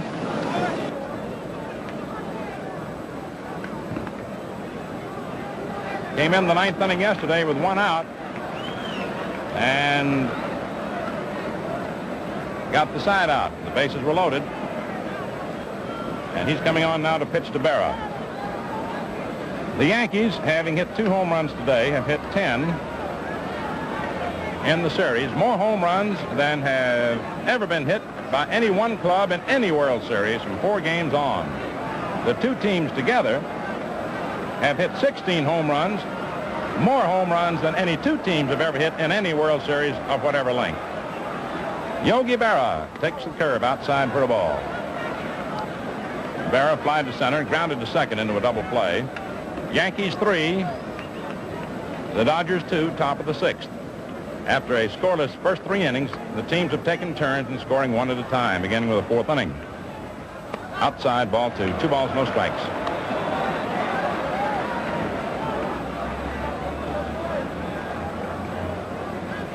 This is Rowe's 3rd appearance. Made 1 start and beat the Yankees over at the stadium last Friday. Altogether, he's worked a total of 9 innings, allowed 6 hits, 3 runs, walked 5, struck out 5. There's a strike. 2-1.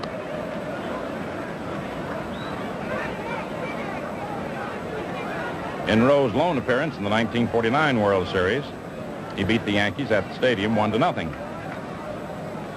Mize on first, 1 out, 1 in, 6th inning. Yanks 3, Dodgers 2.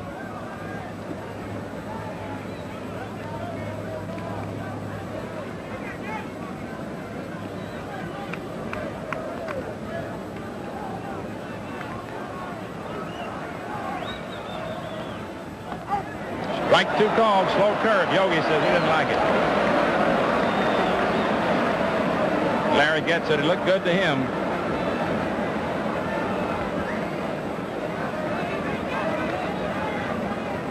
There's one thing you notice about Preacher Rowe. He may start out behind you, but he'll come back and get even with you on the balls and strike counts for the most part. And then he'll take it from there. Foul ball back to the screen as he came in with a fastball inside. It might have been a screwball, I don't know.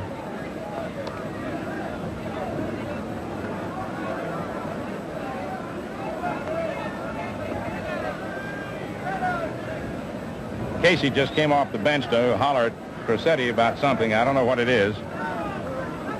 Casey is up and off that bench all day long. You sit down now, Case, and we'll go on from here. 2 balls, 2 strikes. Mize on first, 1 out. Ball 3, almost a wild one. Full count, sweeping curve. And as Red had occasion to tell you, having watched the Preacher all year and for several years, when something goes wrong with the delivery in the spot, he mutters to himself. He'll turn his back to the plate and walk around a little. He'll ball himself out. Full count on Berra, and with 1 out, we'll see whether or not Mize will be going. He's not particularly rapid, but we'll see. Playing it safe. Fouled off to the left of the plate.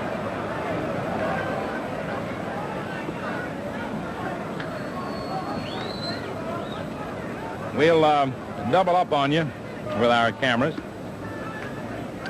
We'll superimpose the situation at first along with the pitcher, so you can see for yourself whether or not Mize will play it safe as he did last time on the last pitch with the count 3 and 2 and 1 out, or whether he'll be running. Due to his comparative slowness of foot, he'd be easily doubled on a strikeout, so we'll see in any case. Strike 3.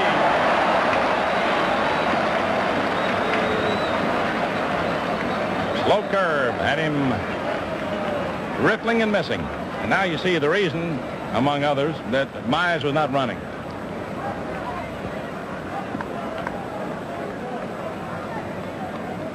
Preacher Rose coming in the clutch and striking out Yogi Berra. Here's Gene Woodling, fly to left and homered.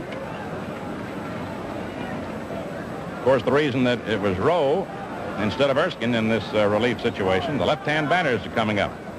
Berra, now Woodling. And should either of those gotten on, or if either of them does get on with Woodling now up, you have Noren next. 2 down. It's a strike. Slow curve, nicks the inside corner.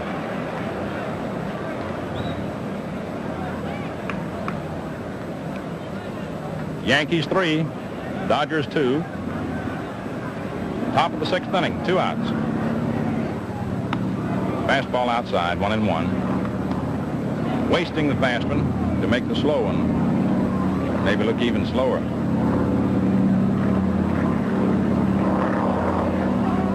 No pitch, time call.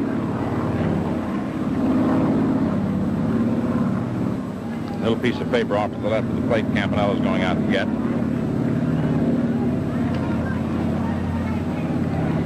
It's fairly cool today. It's top coat weather. But you can be sure that as far as those men on the diamond are concerned, it's mighty hot.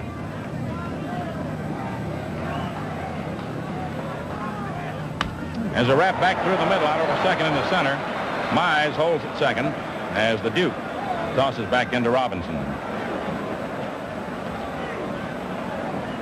Woodling's second hit. 7 hits for the Yanks. Now let's see. Hank Bauer's getting up off the bench, taking off his jacket, and he may be going up to hit for Noren. He is. He's gone over the bat rack. As Stengel now counters with a right-hand hitter against a left-hand pitcher. Bauer has had only 1 hit in the series. That was in the second game. It was here. It was in the first inning. A looping single to right center. He's had only 1 out of 17. Noren had 3 hits in the series. 3 out of 10.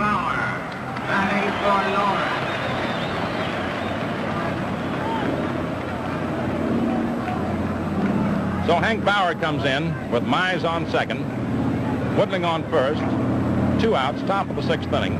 Yankees 3, Dodgers 2.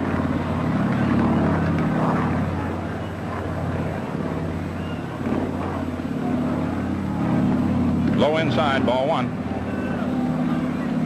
There are many factors to be taken into consideration as you watch the game.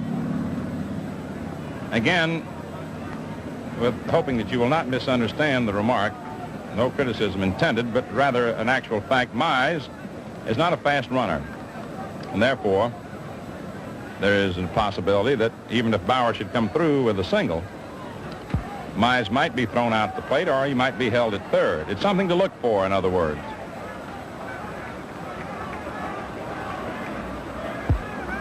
As a roller, foul down the third baseline. 1 ball, 1 strike.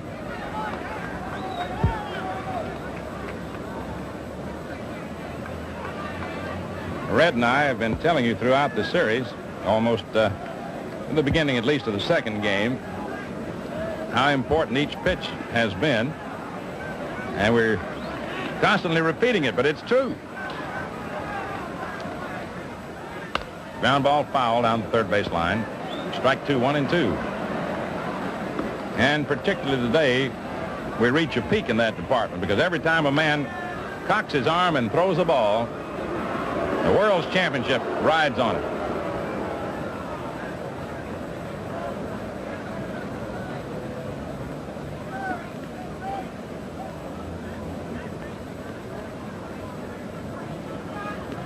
Preacher Rose, an amazing individual.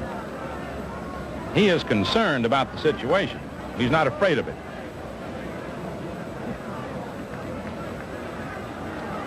He is cagey. He's cunning. Mize on second, Woodling on first, 2 down. Bauer hitting for Noren, 1 ball, 2 strikes. Yanks 3, Dodgers 2, top of the 6th. And now Rowe takes a little too much time. Bauer steps out. Rowe backs off the hill.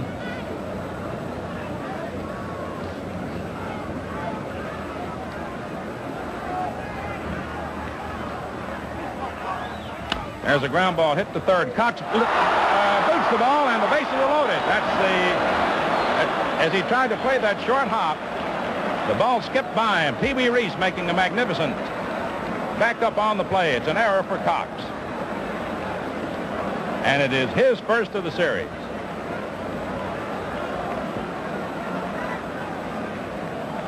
Bauer is a very fast runner, and that is why Cox had to charge that ball. And they're very tricky. You don't get to it just at the right instant. That ball will take that little short hop and skip by you sometimes. But take your hat off in the meantime to Pee Wee Reese for backing up the play to keep it from going into the outfield, prevented a score. So the bases are loaded, and here's Martin, fly to center, single to center, 2 down. Whether the error will be costly or not remains to be seen. Ball 1, a little outside.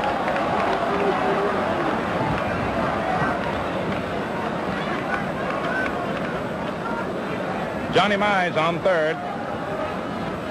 Gene Woodling off second. Bauer off first. Martin fouls it off. 1-1. There's Bauer on first base. Hodges moving in behind him. Bill McKinley, the umpire. Gene Woodling's on second. And, of course, Johnny Mize over at third. Yankees 3, Dodgers 2. What a tremendous situation this is right now. It's Preacher Rowe and Billy Martin. 2 men out. 1 ball, 1 strike. Mize off third, Woodling off second. Bauer off first. Outside, ball 2. 2-1. Larry gets very deliberate in his calls, and so we have to hold back with him.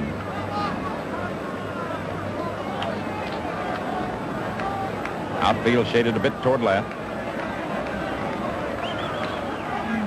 There's a high fly ball in center field. Duke Snyder getting under it. The wind blows it in a little. He comes in, makes the catch. And the Preacher pitches out of it. 1 run, 3 hits, 1 error, 3 left on.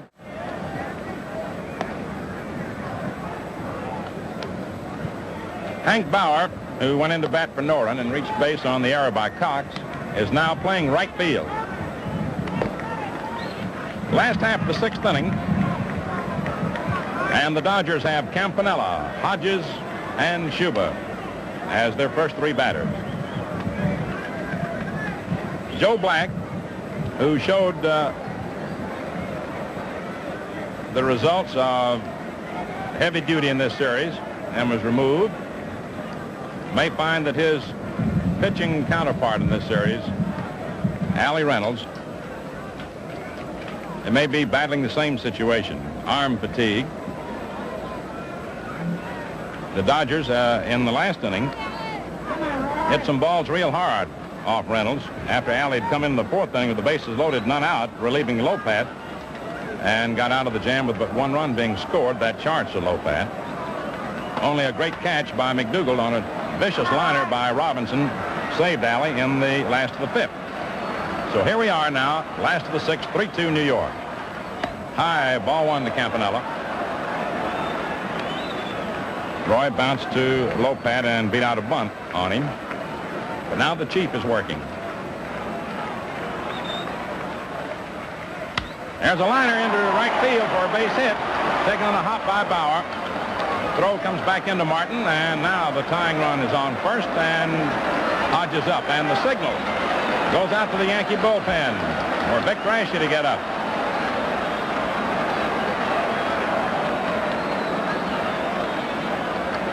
There's Raschi getting up. And maybe someone else. Let's see. Possibly Bob Kazava or Tom Gorman. It's Bob Kazava, a left-hander. Hodges has hit 2 balls hard today, 1 to deep center and a liner to left. It's a ground ball out to Rizzuto. Rizzuto to Martin for 1. Back to Mize. Double play.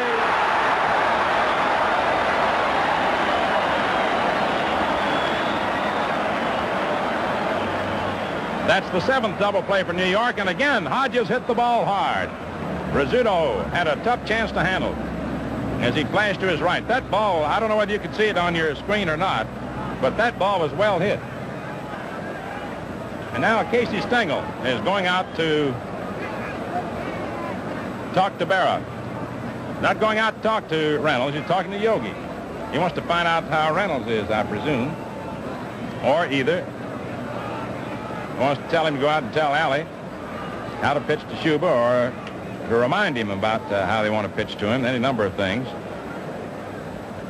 Of course, Casey knows Reynolds, and he might have told Yogi, go out there and ask Allie, does he think he's got it or not? And the Chief has got it where the heart is, and when he's had his rest, he's got it where the arm is. But after all, he and Joe Black both are human beings, and they've really done their duty in this series. So here we are with George Schuber up, single to center and struck out, 2 down, last the 6th, 3-2 New York. Curve is swung on, hit sharply to second, grabbed by Martin. To Mize. Sides retired. The inning started out promising, but Hodges' sharp rap was gobbled up by the scooter and converted into the double play, the key play of the inning. No runs, 1 hit, no errors, no one left on. And the score at the end of 6 innings with totals. The Yankees, 3 runs, 7 hits, 3 errors, 5 left on. Brooklyn, 2 runs, 7 hits, 1 error, and 5 men left on.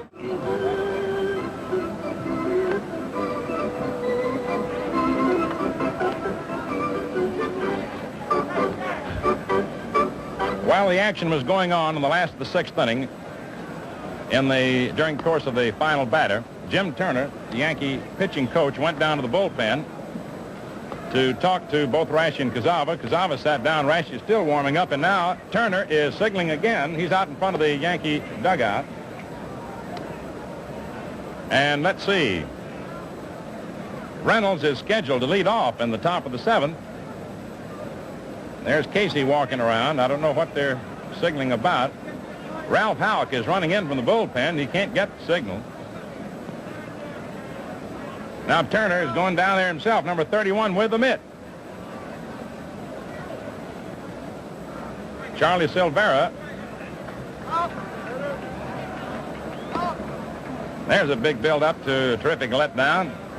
Seems that all that was going on was that Turner wanted to get a mitt out there, unless Houck is going to be used as a pinch hitter. Attention, please. For the New York Yankees. Houck evidently is going to hit for Reynolds. Ralph Houck batting for Reynolds.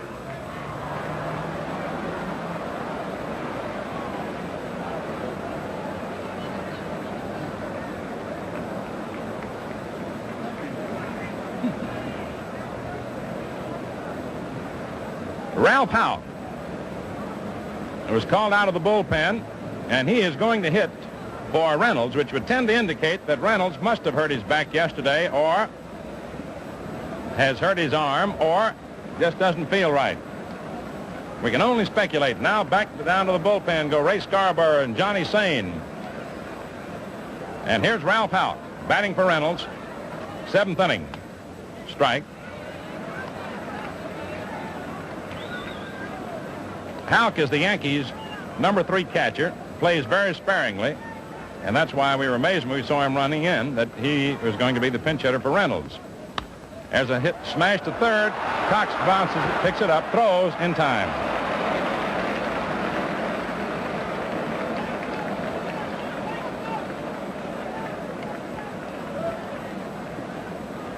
One away, and the batter is Gil McDougall. Grounded to short, grounded to third, grounded to second.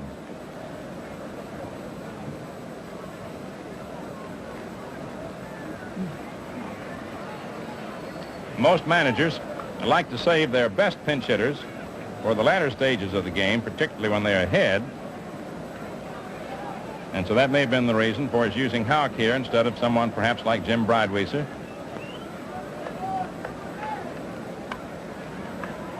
Gil McDougall. 1 down, top of the 7th. Yanks 3, Dodgers 2. Outside, ball 1.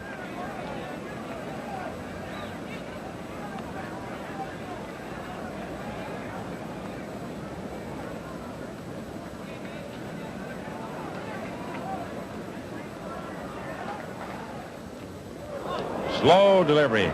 Ball 2. That was real slow.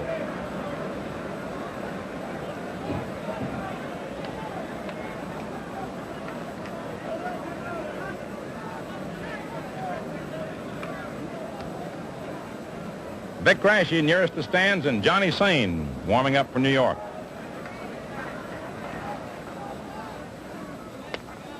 Strike 1. Got the inside corner.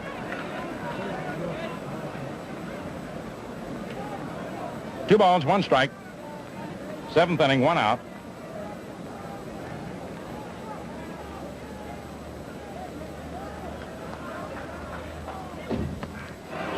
Took a good cut at that one. Strike 2, 2-2.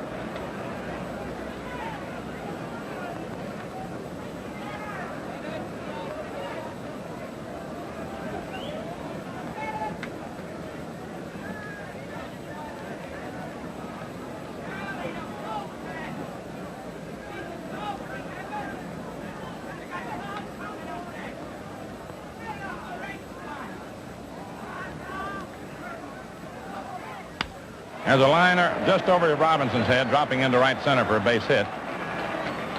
Carl Perillo tosses back into Robinson. It was a soft liner. And McDougall is on with a single to right field, right center. His 4th hit of the series. Up comes Rizzuto. Grounded to first, double to left, and line to short.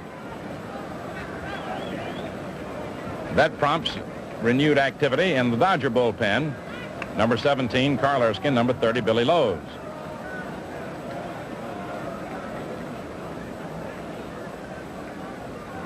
Chuck Dressen to the front of the dugout to see what's going on down there. 1 on, 1 out. Yanks 3, Dodgers 2, 7th inning. In the final third of the ball game, unless we go extra innings.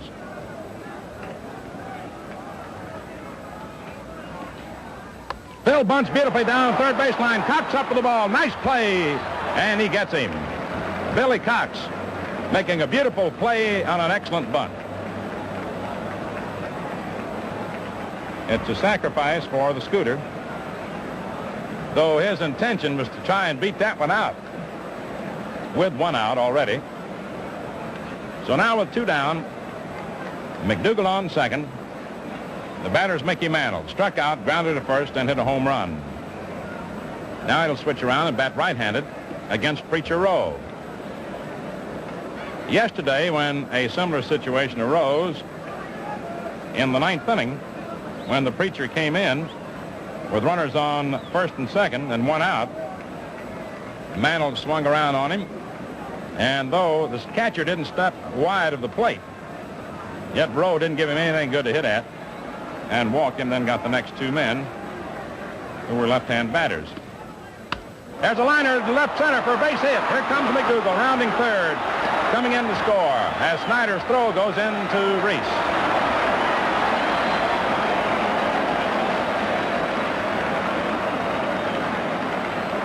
The magnificent Mickey, just 20 years old, driving in his 2nd run, his 5th in the series, and his 10th base hit.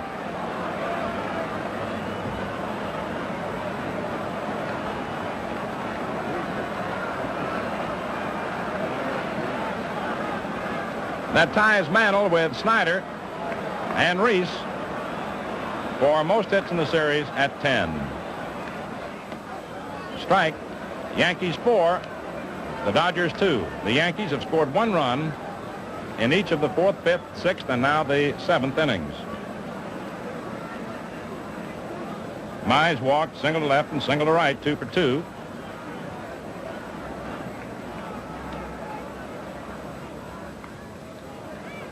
All off Black.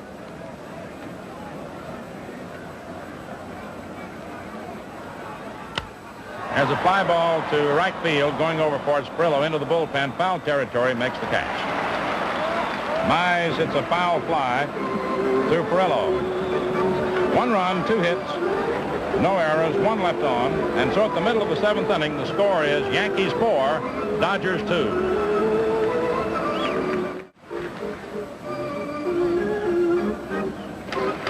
The new Yankee pitcher now is Vic Raschi, who worked yesterday's game and was removed in the 8th inning. Down the Dodger bullpen, you've got Erskine and Lowe's working away. Number 17 Erskine, number 30 Lowe's. And in the Yankee bullpen, nearest the stands is Ray Scarborough, and nearest the foul line is Johnny Sane.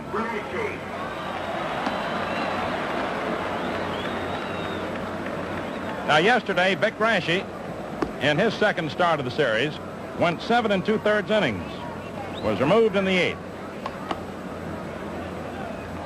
Vic, all year long, and the last couple of years, has been a great competitor, but a pitcher who has required his full quota of rest to be effective. He has never been an effective relief pitcher. If you will check back through the records, you'll find that he seldom, very rarely, has ever been used in relief. Don't believe he's used in relief at all this season. But he's coming on. Lopat worked 3 innings and Reynolds 3. Reynolds went 3 innings, allowed 3 hits, walked 1, struck out 2, and allowed 1 run. Now Joe Collins has gone in to play first base as Casey Stengel shifts to the defense. The batter now is Carl Furillo. To strike. Yanks 4, Dodgers 2, last of the 7th. Furillo twice is grounded to third. There'll be a lot of moves being made in the next little while. Inside for a ball, 1-1.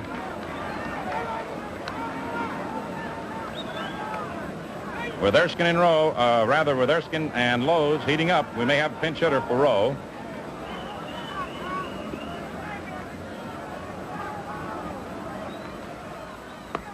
Just outside, ball 2, 2-1.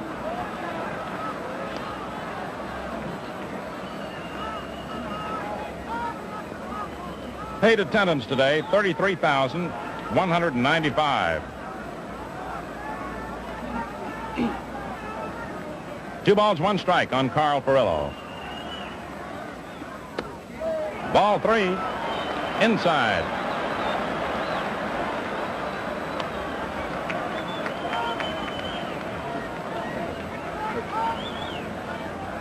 Jake Pittler way out of that coach's box hollering words of encouragement down to Furillo. Ball 4, Furillo walks.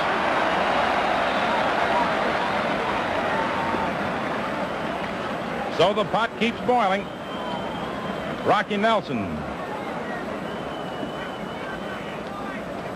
is going up to bat for Preacher Rowe, number 32 at the bat rack.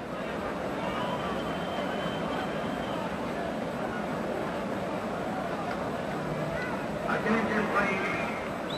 For the Dodgers, number 32, Rocky Nelson, batting for Rowe.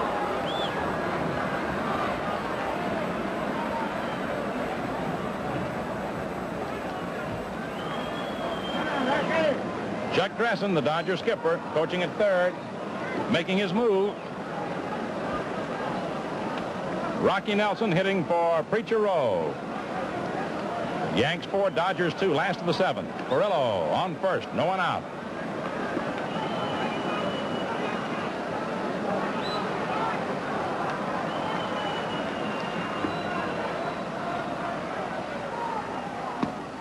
Ball 1 outside.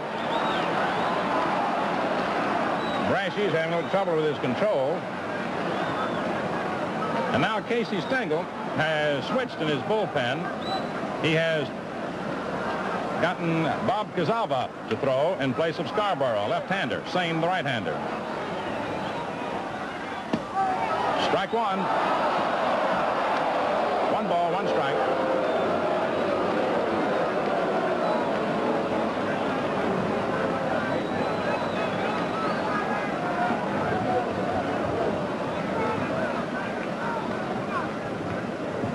One ball, 1 strike, 1 on, no outs. Last of the 7th. 4-2 New York. Tying run at the plate for Brooklyn. Ball 2 outside. There's Cookie Lavighetto out in front of the Dodger dugout, slapping his hands together. Doc Wendell, the trainer, just to the left. 2 balls, 1 strike. Rashi, who's just come on, has had difficulty with his control. Walked Perillo. 2-1 count on Nelson. Batting Perot, and then you have the top of the Dodger order.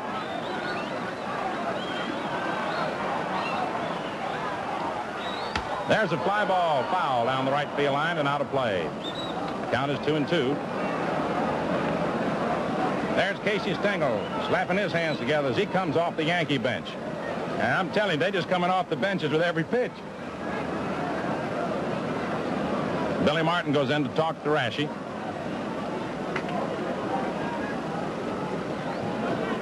I remember Red Barber and I, who had the privilege of working the 1947 World Series together, I remember one thing that we said when it was all over. Where are we going for a long rest? Remember that, Red? It's the way we feel now. And I know you do, too. This has been a series. Never be forgotten. 2 balls, 2 strikes. Perillo off first.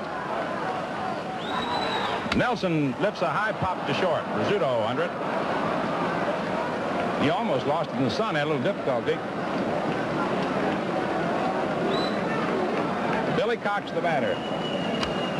Struck out, grounded to third, and doubled to right center.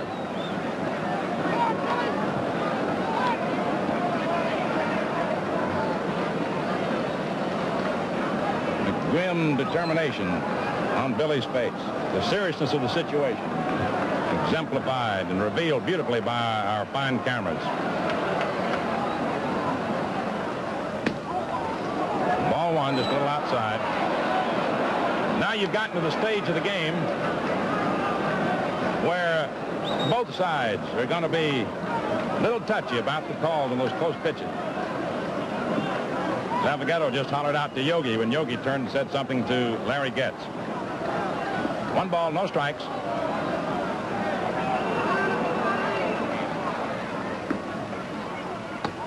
Ball 2, outside. There's Cookie. He's the cheerleader right now.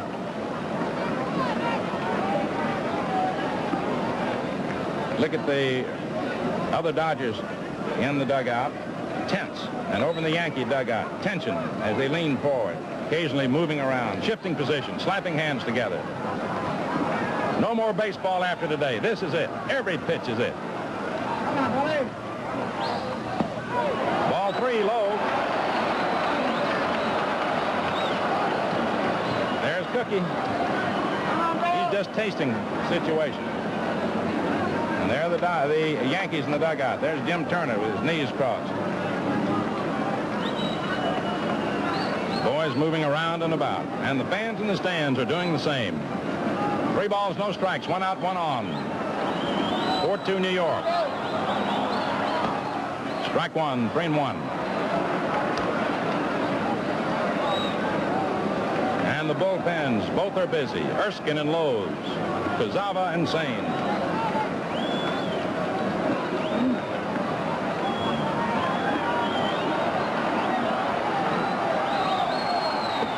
Strike 2, full count.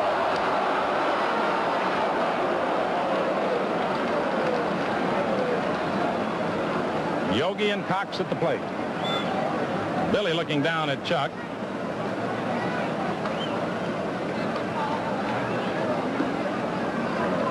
There's Dressen hollering up there. Perillo on first base, 1 out. We'll see whether or not he'll be running with a pitch, most likely. We'll see. There he goes. Pitch is swung on, hit out to right field for a base hit. Perillo on his way to third, holds up as the throw is, it hits Perillo on the leg. And then Berra goes over to grab it. And so Billy Cox lines a single to right on the 3-2 pitch. And now the lead run comes to the plate for the Dodgers. Boy, I'm telling you, the excitement rides and rides ever higher.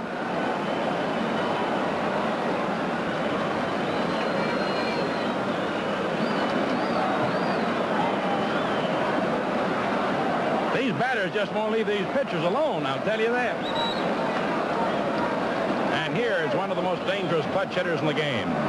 Spark plug of the Dodgers. The captain, the little Colonel, Pee Wee Reese. And there's Casey Stengel. He's worried. And now Jim Turner. They signal down to the bullpen. And on deck is Duke Snyder. So that's the picture. Murillo on second. Cox on first. 1 out. Yanks 4. Dodgers 2. Last of the 7th. Reese fouls it off. Strike 1. I guess you heard that one hit up against the wire screen.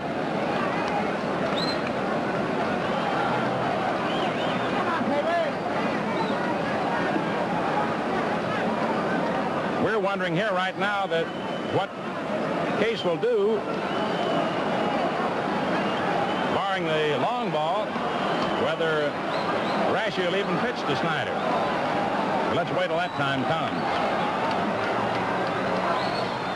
Low outside for a ball. 1 ball, 1 strike.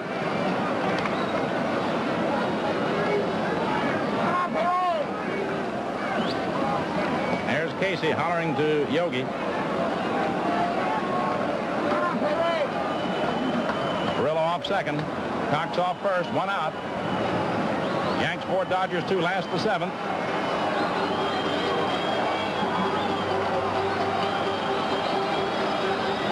Pee-wee at the plate and Rashi ready. Outside. Ball 2, the curve. 2-1. Rashi obviously is not sharp. His control is not there.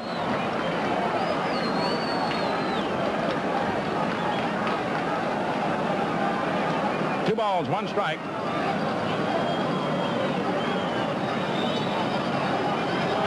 One away.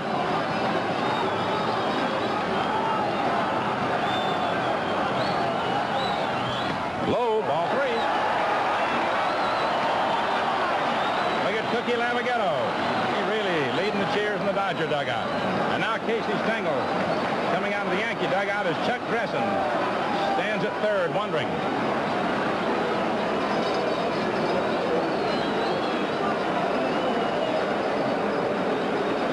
Casey knows that if the Pee-wee should walk, you got the Duke coming up for the bases loaded, or a pitch that might be too good to Reese. Could be given quite a ride. Case gives Rashi a pat on the back. He's going to leave him in.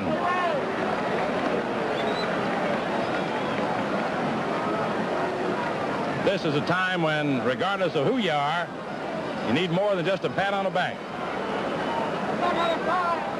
Down to the bullpen, Kazava and Sane both getting ready.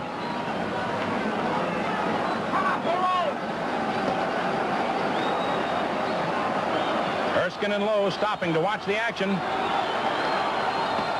Strike 2, got the inside corner.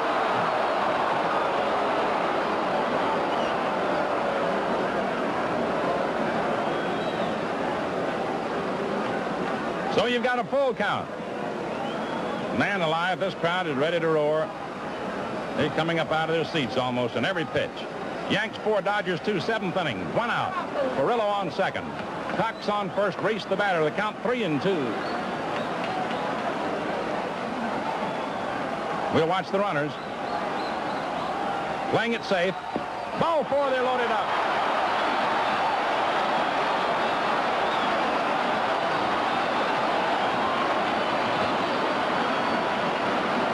And now to the dugout. Out of the dugout into the mound goes Casey Stengel. And the Duke is the batter. So, Case may bring in Bob Kazava, a left-hand pitcher. We're not certain. We'll watch him. He's going to have somebody come in. Kazava. Casey hollered to plate umpire Larry Getz. It's Kazava, a left-hand pitcher. Here he comes.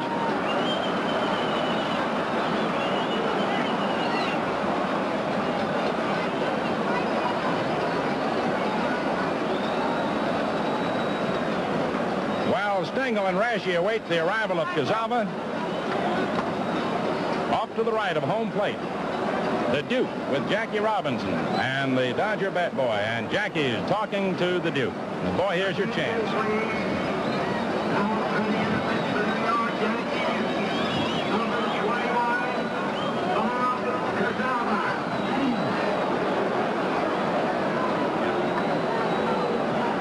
Cazava, who won 8, lost 8 for the Yankees.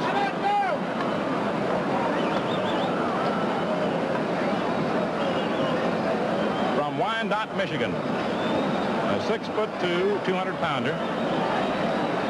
Blue eyes, blonde hair.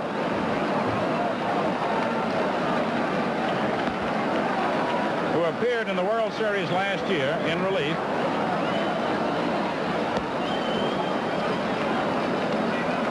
Pitched 1 inning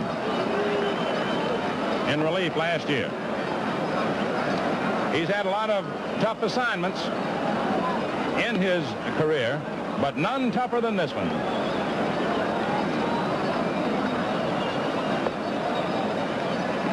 Now down in the Yankee bullpen, replacing Cazava, is the man a lot of folks thought might start today's game, Tom Gorman. He's warming up next to the railing. Meantime, it's Johnny Sain still throwing. So the stage is set for another great peak. It's been one peak on top of another, and what could be the greatest of all World Series. On first base is Pee Wee Reese. On second base is Billy Cox. On third base is Carl Furillo. 1 out. The Yankees 4, the Dodgers 2, and the Duke get back. So here we are. Strike 1, fastball.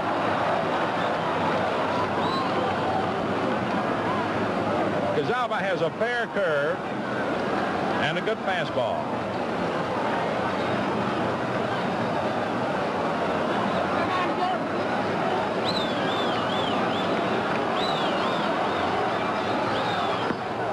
Outside, ball 1, 1-1.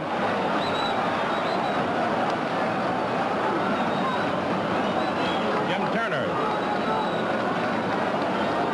hollers out to Martin about something.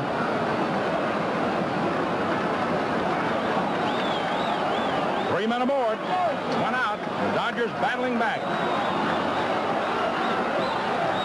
Foul ball over the Yankee dugout. Strike 2, 1-2. Berra calls time now to go out and talk to Cazava. And there's Casey. Heart pumping a mile a minute. And who can blame him? The Yankee skipper, hoping to achieve 4 consecutive World Championships. The Dodgers in here battling valiantly to achieve their first. And this is the day it's going to be decided. And this could be the moment. Jake Pittler cutting up a storm at first. 3 men leading away. The Duke takes a curve inside, 2-2. And the crowd oohing and eyeing.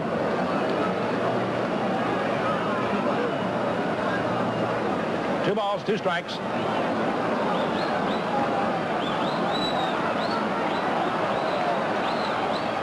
Ball 3.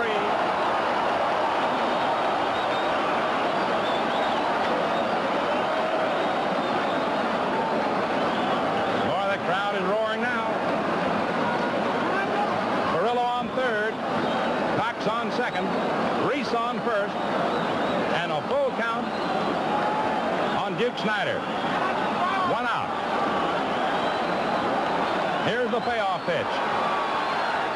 It's a high pop-up. The infield fly rule is called. The batter's automatically out. McDougal has it. So a tense moment there. And the tension still holds because the bases are still loaded and the batter is Jackie Robinson. Under the infield fly rule, if a batter hits a pop-up, which in the judgment of the umpire can be handled by an infielder, with runners on first and second or first, second, and third, and less than 2 out, the batter's automatically out. The runners go at their own risk. So Bob Cazava is going to stay in there and pitch to the right-hand batter, Jackie Robinson. Sometimes you can look for a switch. Now, here comes Casey out of the dugout. Let's see. He may still switch. I don't know. Casey goes back in, decides to let Cazava stay with it. 3 runners leading away. Strike 1, foul, tip off the hand of Yogi. No balls, 1 strike. Robinson lined to left, beat out a bunt and lined to third. And the Dodgers in the dugout, tense with anxiety. And in the Yankee dugout, they're tense with anxiety. I tell you the truth, it's just gotten to the point now where it's just past tense, even though we're playing in the present. Perillo on third, Cox on second, Reese on first. Inside for a ball. The count's 1-1. Man with every pitch that's thrown. The championship flag is flying.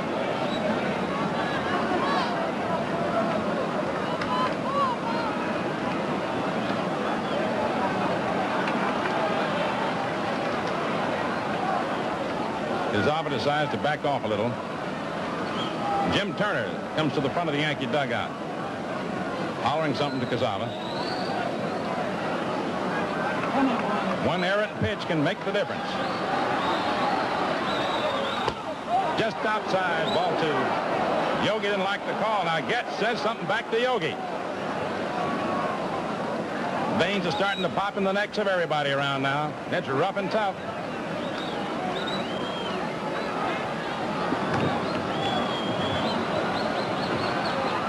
Foul ball, hit long and deep. Up onto the roof and out of the ballpark. 2-2.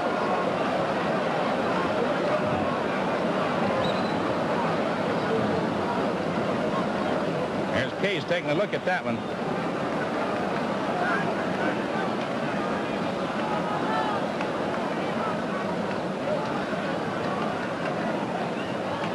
On third base is Perillo. On second base, Cox. On first base, Reese. Yanks 4, Dodgers 2, 7th inning, 2 down, 2-2 on Robinson. Ground ball foul.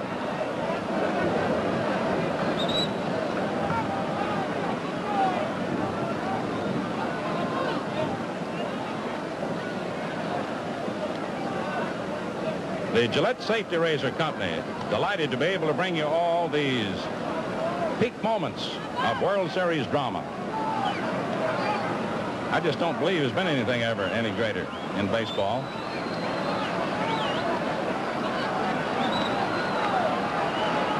Three runners ready to lead away.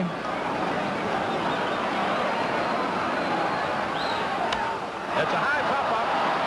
Who's going to get it? Here comes Billy Martin digging hard, and he makes the catch at the last second. How about that? There was a ball that the wind held up, and even though it was just a high pop-up, Billy Martin still had to lunge for the ball. Man, it's been a great series. It still is. We got 2 more innings at least to go. And a great job of clutch pitching by Bob Cazava. No runs, 1 hit, no errors, and 3 big men left on. The score at the end of 7 innings, Yankees 4, Dodgers 2. And now Carl Erskine returns to the wars for the Dodgers.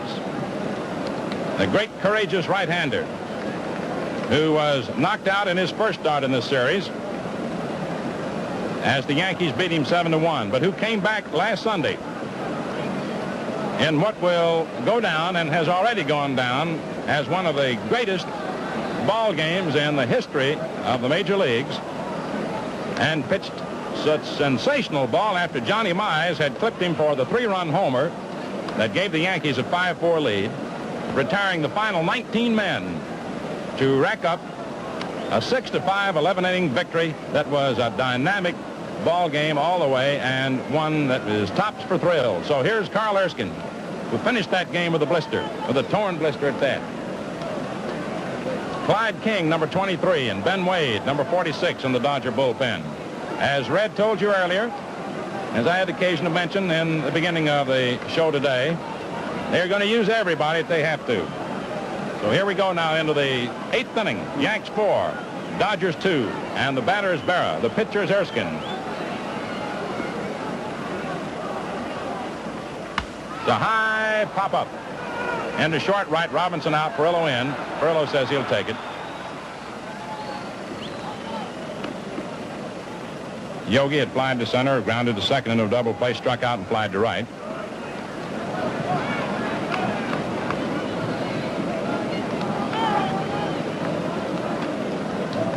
Up comes Gene Woodling. Erskine, before this relief appearance, had worked 16 innings in the series, giving up 11 hits and 9 runs, walking 9, striking out 10, winning 1, losing 1. Woodling plied to left, homered, single to center.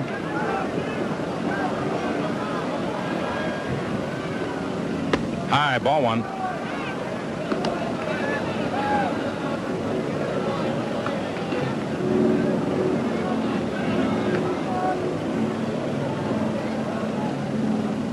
The let-up pitch is in there for a call strike, 1-1. Gave him that big motion. Took a little off the fastball.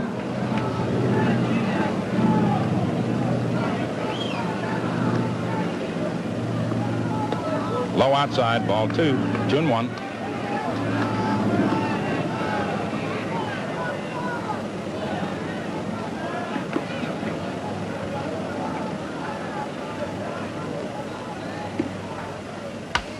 Line drive to Hodges. 2 away. And up comes Hank Bauer. Safe on an error in the 6th inning when he batted for Noren, with Preacher Rowe having come on at that point to relieve Joe Black.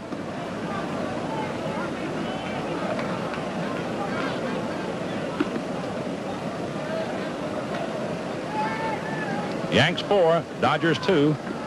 8th inning. Little outside, ball 1, perhaps a little low. For you late viewers, the Yanks scored first in the 4th inning. Rizzuto doubled, scored on Mize' single. Outside, ball 2. The Dodgers retaliated in the last of the 4th. Snyder singled, Robinson and Campanella beat out bunts. Lopez had starters taken out. Reynolds came in. Hodges lined to left to get Snyder in, but Shub and Perillo struck out and grounded to third respectively. Inside, ball 3. The Yankees went ahead in the 5th inning on Woodling's homer over the right field wall. 2-1. The Dodgers came right back to tie it, 2-2, on a double by Cox and a single by Reese.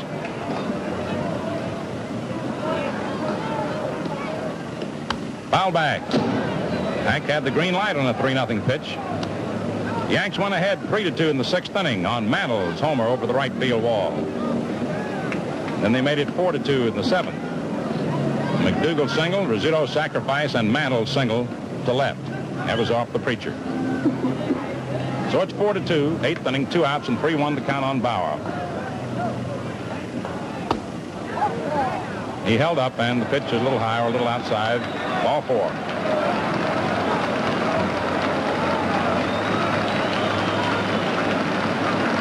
Up comes Billy Martin, getting a round of applause for his fine catch on what normally would have been a routine play on Robinson's pop-up to end the dramatic 7th inning. But the wind held it up, and Billy had to really go hard. He's got something smeared under his right eye. I don't know whether that's intentional or not. Johnny Mize will often put his finger in some water and into the black dirt, rub under his eyes to protect against sun, the glare of the sun. That may be what Billy has done, too. As a liner in the center, the Duke coming. He has it.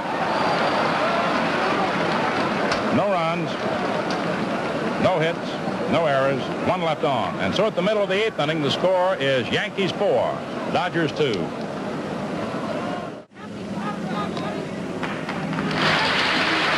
the Yankee bullpen, Tom Gorman, next to the railing, just dropping the ball thrown to him, and Johnny Sain, who's retrieving it for him, are heating up. Just a moment to ask for Last half of the 8th inning. Barring extra innings, there are 9 outs left in the World Series. Yes. Or possibly 6 outs. Mr. Broyles, just a couple of level checks. Can you tell me your hometown, sir? Los Angeles, California. Ball 1. Where are you traveling? Campanella bounced the pitcher, beat out a bunt, single to right. Chicago, Bloomington, Kansas City. Could very well be just 6 outs left. Practically all aboard. Okay, Don? Just a little more projection. Ball 2. Speak up just a little. 2 balls, no strikes. Casey comes back up off the Yankee bench again. Walking over to the cooler and looking I live down in the Los Angeles bullpen. also, Tommy. Bob. You know, in games like these, that water cooler takes a beating. These 2 ladies will have... Players let off a little nervous energy just walking over to the cooler. Where's your home? Cape Town, South Africa. Miss Heft? Strike one. Michigan. 2-1. Okay. Let's try the first one again. Gil Hodges on deck. Just a little bit for us, please. Cape Town, South Africa. Where are you traveling now? Where do you go from Chicago? I'm going to Ball 3. 3-1. From Detroit, where? New York. Campanella just had his look. Tell me where your Dressing home for is. either the hit or take. California. And you're going where from here? I'm going to Niagara Falls and then to... Strike 2. Full count. None of you watch the microphones. It looks as though you're expecting inspiration. No. Just ignore it.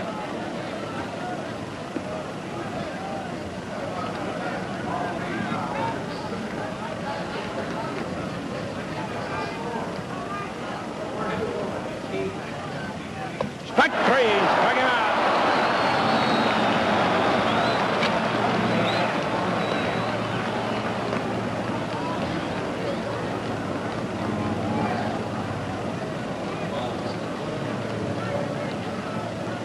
That ties a record for a 7-game series. Most strikeouts by a club, 48. That's the 48th Dodger to go down swinging, or at least 48 strikeouts against the Dodgers collectively. The Chicago Cubs in the 45 World Series in 7 games had that number of strikeouts. Strike call to Gil Hodges. Gil's hit 3 balls hard today. Mantle went back to the center field fence to take his fly. He lined to left with the bases loaded in the 4th to get 1 run in and grounded to short into a double play. Now, Larry Getz is warning somebody in the Dodger dugout. Can't see who it is. It was over in the extreme right corner of the dugout. The extreme right corner. Way over into the corner. Can't see who it is.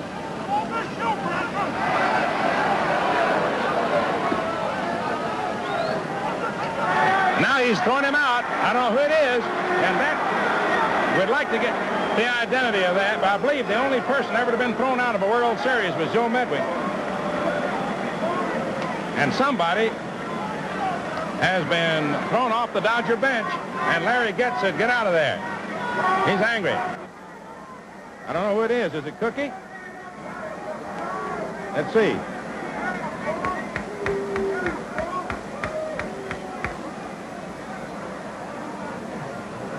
Ralph Branca. It is Ralph Branca. And if memory serves me correctly, he is the 2nd player in World Series history ever to be thrown out. Certainly the first non-combatant, so to speak. Inside for a ball. That is to say, not in the game itself.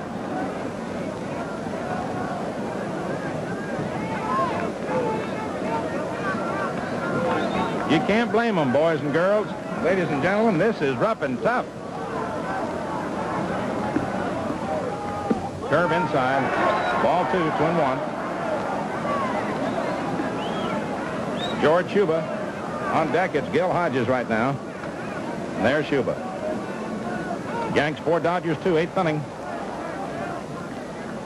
A ground ball hit to 3rd. McDougal has it. Throws across to Collins and throws him off the bag.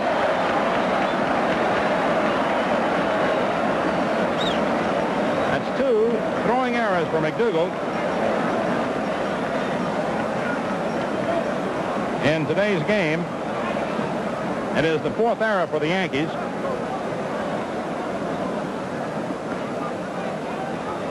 And we're going to have a pinch hitter, Andy Papko, batting for Shuba. Number 48, Andy Papko. Tommy Holmes has run down to the Dodger bullpen to loosen up. He'll go in to play left field.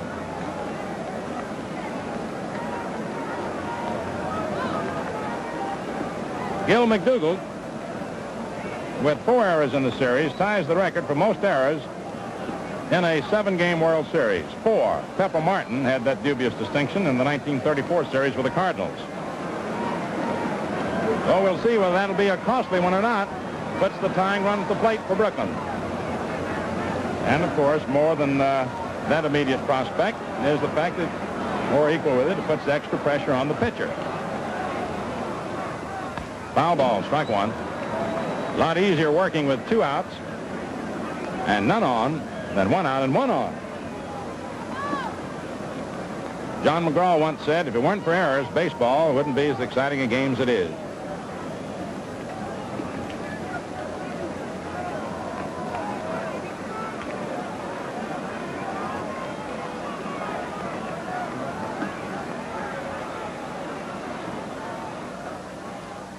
Curve inside, 1-1.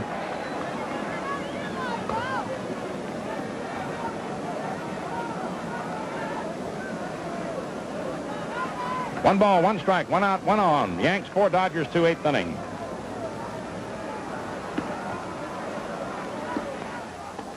Inside, ball 2, 2-1.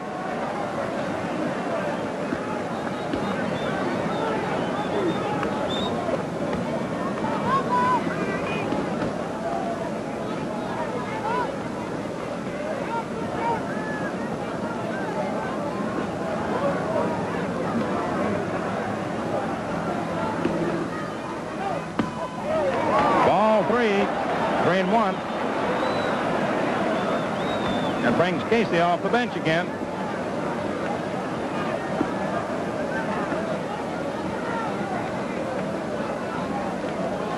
Carl Furillo is the next batter.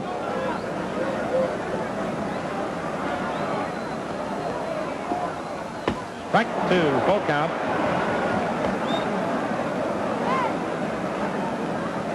Furillo on deck.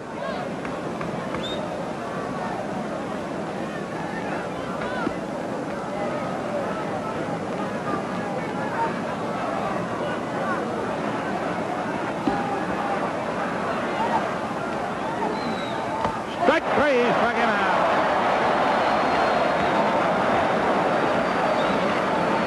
And thereby a new record has been established by the Dodgers of 49 strikeouts for a 7-game series, erasing the old mark of the Cubs, which the Dodgers just tied a moment ago in this inning.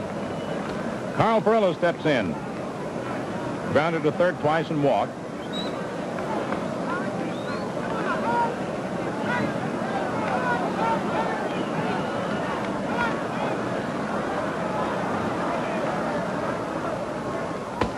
Strike 1.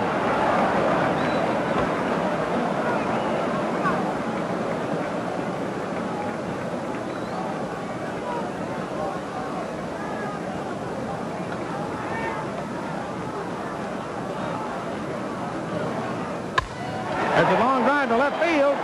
Whitney going back, and he's got it. That ball started out, had the Pope standing up. No runs, no hits, 1 error, and 1 left on. And the score at the end of 8 innings of play, Yankees 4, Dodgers 2.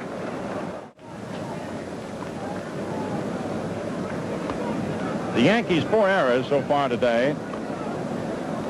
Tommy Holmes, by the way, is going into play left field for the Dodgers, as we indicated to you a moment ago. The Yankees' 4 errors in this game are 2 short of the record. Most errors for one club in a single series game.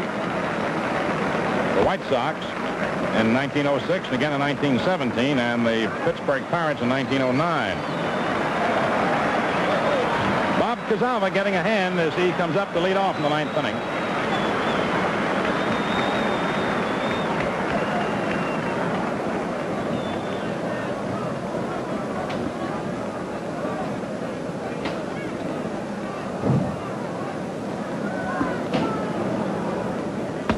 Strike 1.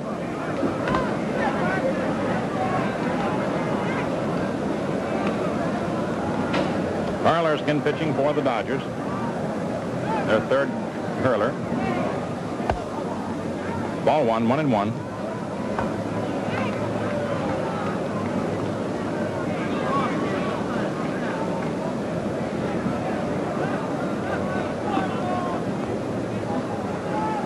Foul ball back of first out of play, up onto the roof. Cameramen busy up there working away.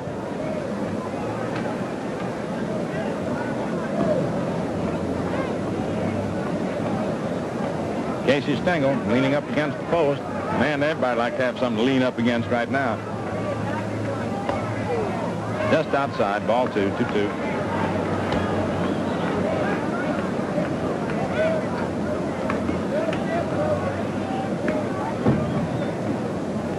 Two balls, 2 strikes. Foul ball again, out of play.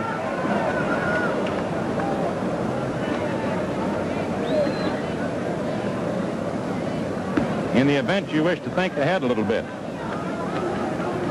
Erskine is the scheduled leadoff man the last of the ninth. You'll have a pinch hitter for him, then the top of the order, Cox and Reese. Slow bounder hit out to Jackie Robinson. One away. Here's Gil McDougall.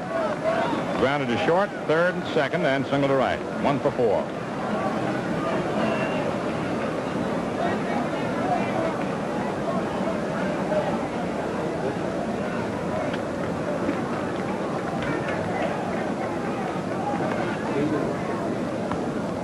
Clyde King, 23. Ben Wade, 46. In the Dodger bullpen.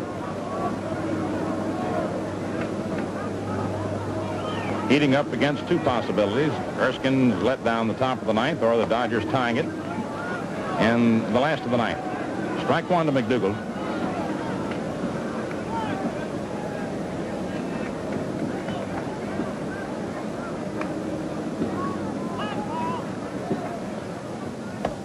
Ball 1, 1-1.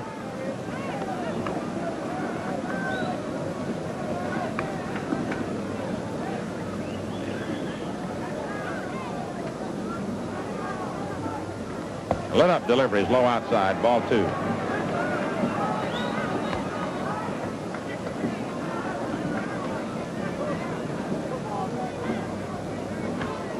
Two balls, 1 strike.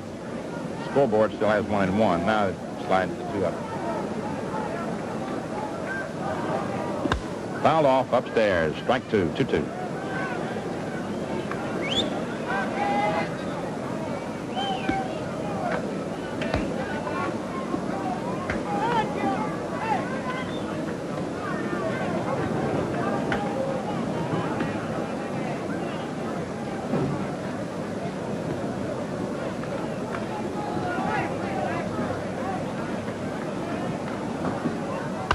Line drive right back through the middle in the center for the base hit.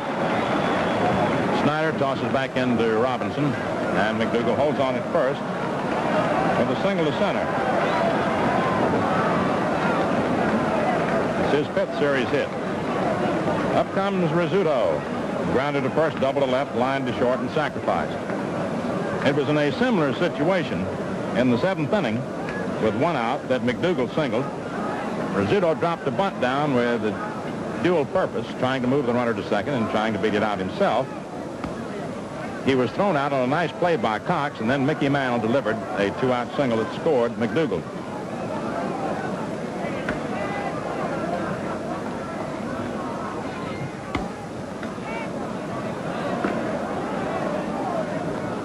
The Dodgers realize that Rizzuto can hit and run as well as bunt, so they're trying to hold McDougall as close as possible. Ball 1. They do not figure McDougall to try to steal, particularly, though you have to watch for every possibility.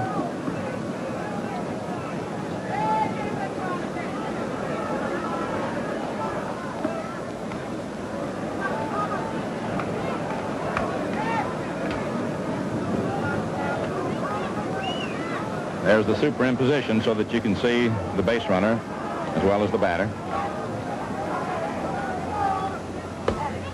It's a strike. 1-1. Got the inside part of the plate below the shoulders. See Phil looking down toward third now as Trussetti hollered at him.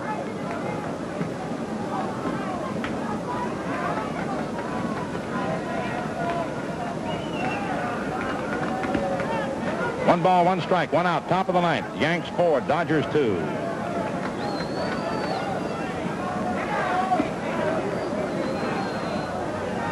Pitch out. They thought they might be going, thought they might be putting on the hit and run. They didn't. 2-1 the count. Now there's Rizzuto again looking at Cressetti. Bill steps out, has another look. Now Dressen whistles to Campanella. So we'll see. Don't be surprised if it's hit and run or another pitch out. Throw to first, and he just got back. There's that whistle from Chuck again to Campanella. Roy looked around. Hear that whistle? That's Dressen in the dugout, getting Campanella's attention. And the battle of wits goes on. A lot goes on in a ball game that you seldom have a chance to see or hear. Another throw over.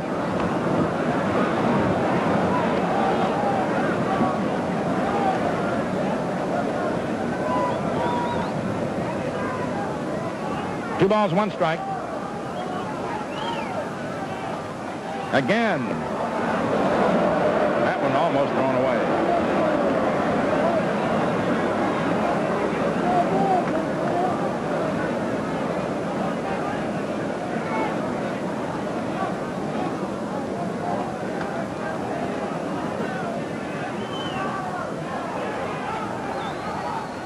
The high pop-up foul back to third. Billy Cox drifting over toward the stands and in.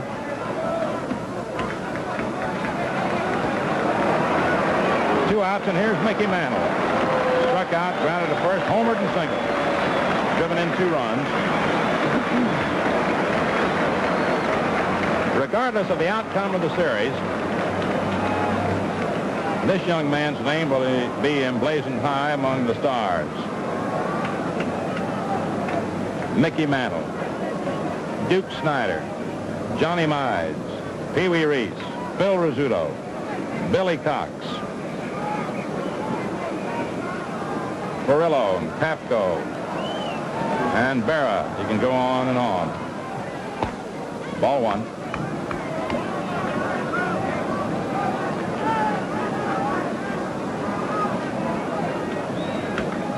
As a matter of fact, it really isn't fair to single out anyone. Of course, we didn't name any of the pitchers.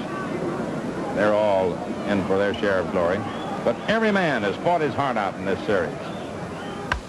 Ground ball grabbed beautifully by Gil Hodges to convert it into the putout.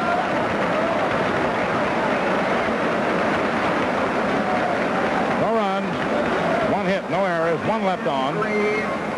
And the score at the end of 8.5 innings, Yankees 4, Dodgers 2. Well, here we are.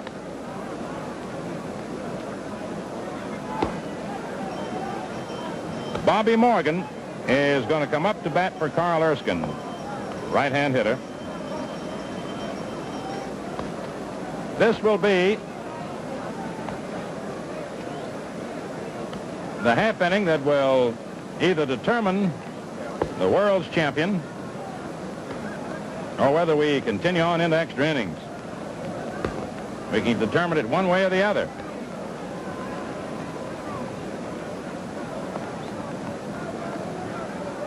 So Bobby Morgan comes in to bat for Erskine. Billy Cox and Pee Wee Reese to follow.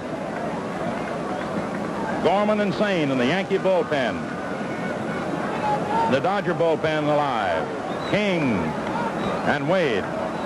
Yanks 4, Dodgers 2, last of the ninth. High foul out of play. Back of third, strike 1.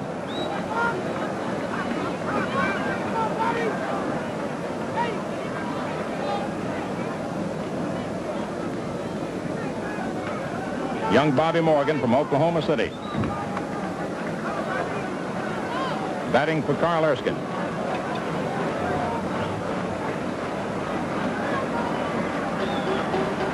You can be sure nobody's left this ballpark either. There's a fly ball, hit the left. Woodling back there has it. 1 away. More of a high drive than a fly ball. Here's Billy Cox. Struck out. Grounded to third. Double to right center, single to right. He's had 2 for 4.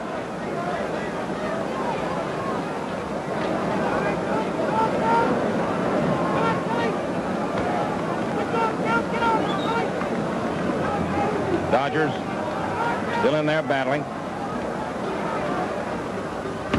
Strike 1. Now the Yankees have 3 men warming up. Gorman, Sane, and Ray Scarborough. Curve, a little low. 1 ball, 1 strike.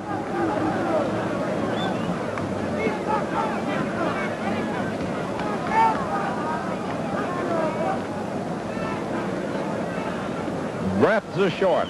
Hearts are beating rapidly. Pulses are racing on every pitch.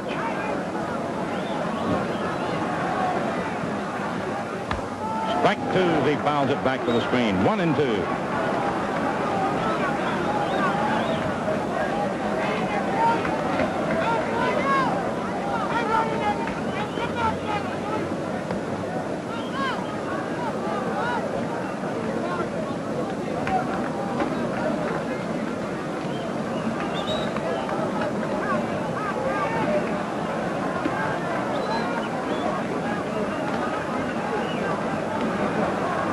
Curve is hit sharply to second.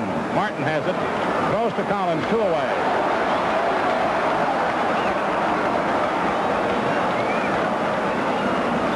And now coming to bat is the Little Colonel, Pee Wee Reese. And on deck is a guy named Duke Snyder. And so the situation is right now with Cazava and Reese. Casey Stengel hollers, hey, look out for the bunt. Time call. McDougal calls time. He wants to say something to Cazava. Casey hollers, look out for the bunt. Because what the Dodgers need is a man on with the Duke coming up to have that tying run at the plate. Inside, ball 1. Chuck Dressen slapping his hands together. The way this series has been going, anything can happen, and it has. High, ball 2. 2 balls, no strikes. There's Chuck Dressen giving his signal to the Pee Wee. Billy Martin trying to come in and settle Cazava down.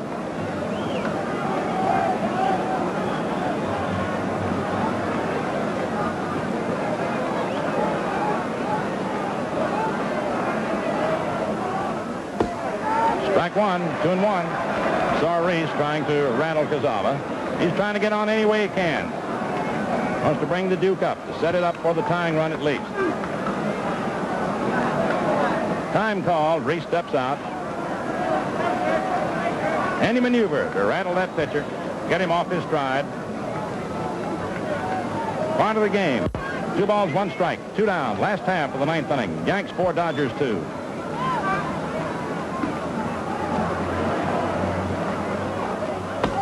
Strike 2, 2-2.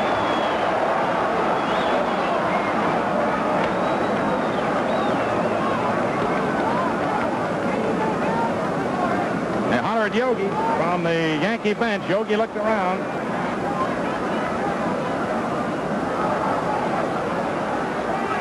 Fouled off, and we're still alive. Up against the screen.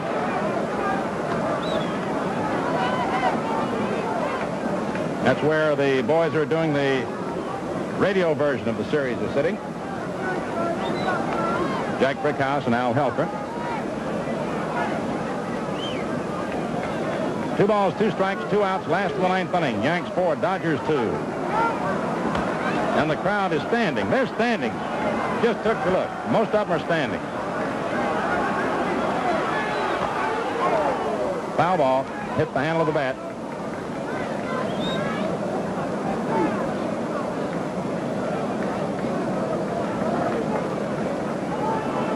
Anticipatory or not, policemen have just moved into the Yankee dugout and over to the Dodger dugout.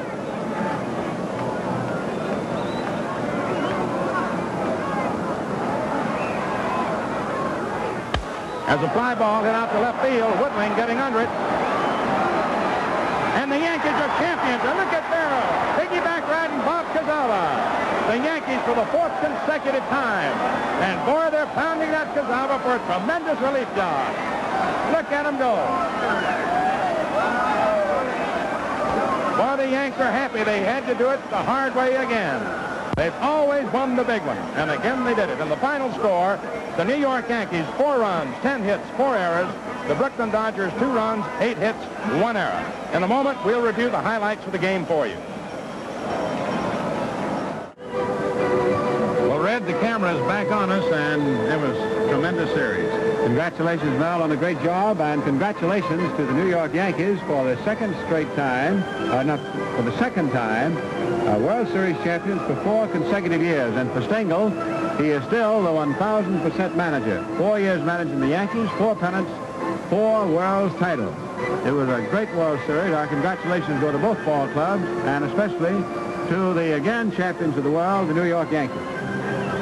Well, Red, as you and I both said before the game started today, this has been one of the most terrific World Series of all time, one of the most dramatic. And it was just a shame that one of these 2 teams had to lose. And we said before the game, I think that every fan, every baseball observer, all the reporters felt the same way, that it was no disgrace to lose, and that the winner had nothing to really be arrogant about, if I might use that little harsh word. It was just, somebody had to win today, and both teams just covered themselves with glory from start to finish. Well, Mel, before we get too far gone, the totals are 4-10-4 for the Yankees, 2-8-1 for the Dodgers. The winning pitcher is Reynolds, giving him his 6th win. He now equals Gomez with 6 wins. Ruffing, of course, has won 7, the tops in that field. However, the pitching hero for New York, make no mistake about it, was Cazava, who came on and stopped the Dodgers in the breach when they had their big inning in the 7th, a big chance. This program is authorized under television rights granted by the Commissioner of Baseball solely for the entertainment of our audience, and any publication, reproduction, or other use of the pictures, descriptions, and accounts of this game without the express consent of the Commissioner is prohibited. Any commercial or other use of the program, such as by charging admission for its showing, is similarly prohibited without the express authority of the Commissioner. Our appreciation for a fine job to our director, Ralph Giffen, for the games here at Ebbets Field, and technical director, Frank Ennis, and to the camera crew. So, fans, that's that. The story of another World Series goes into the record. But Gillette's Cavalcade of Sports carries on. Every Friday night, we telecast the major boxing event of the week, so plan to be at your television receiver and enjoy the fun. And now, this is Red Barber with Mel Allen saying, smooth sailing, smooth shaving, and good afternoon from your host, the Gillette Safe to Razor Company.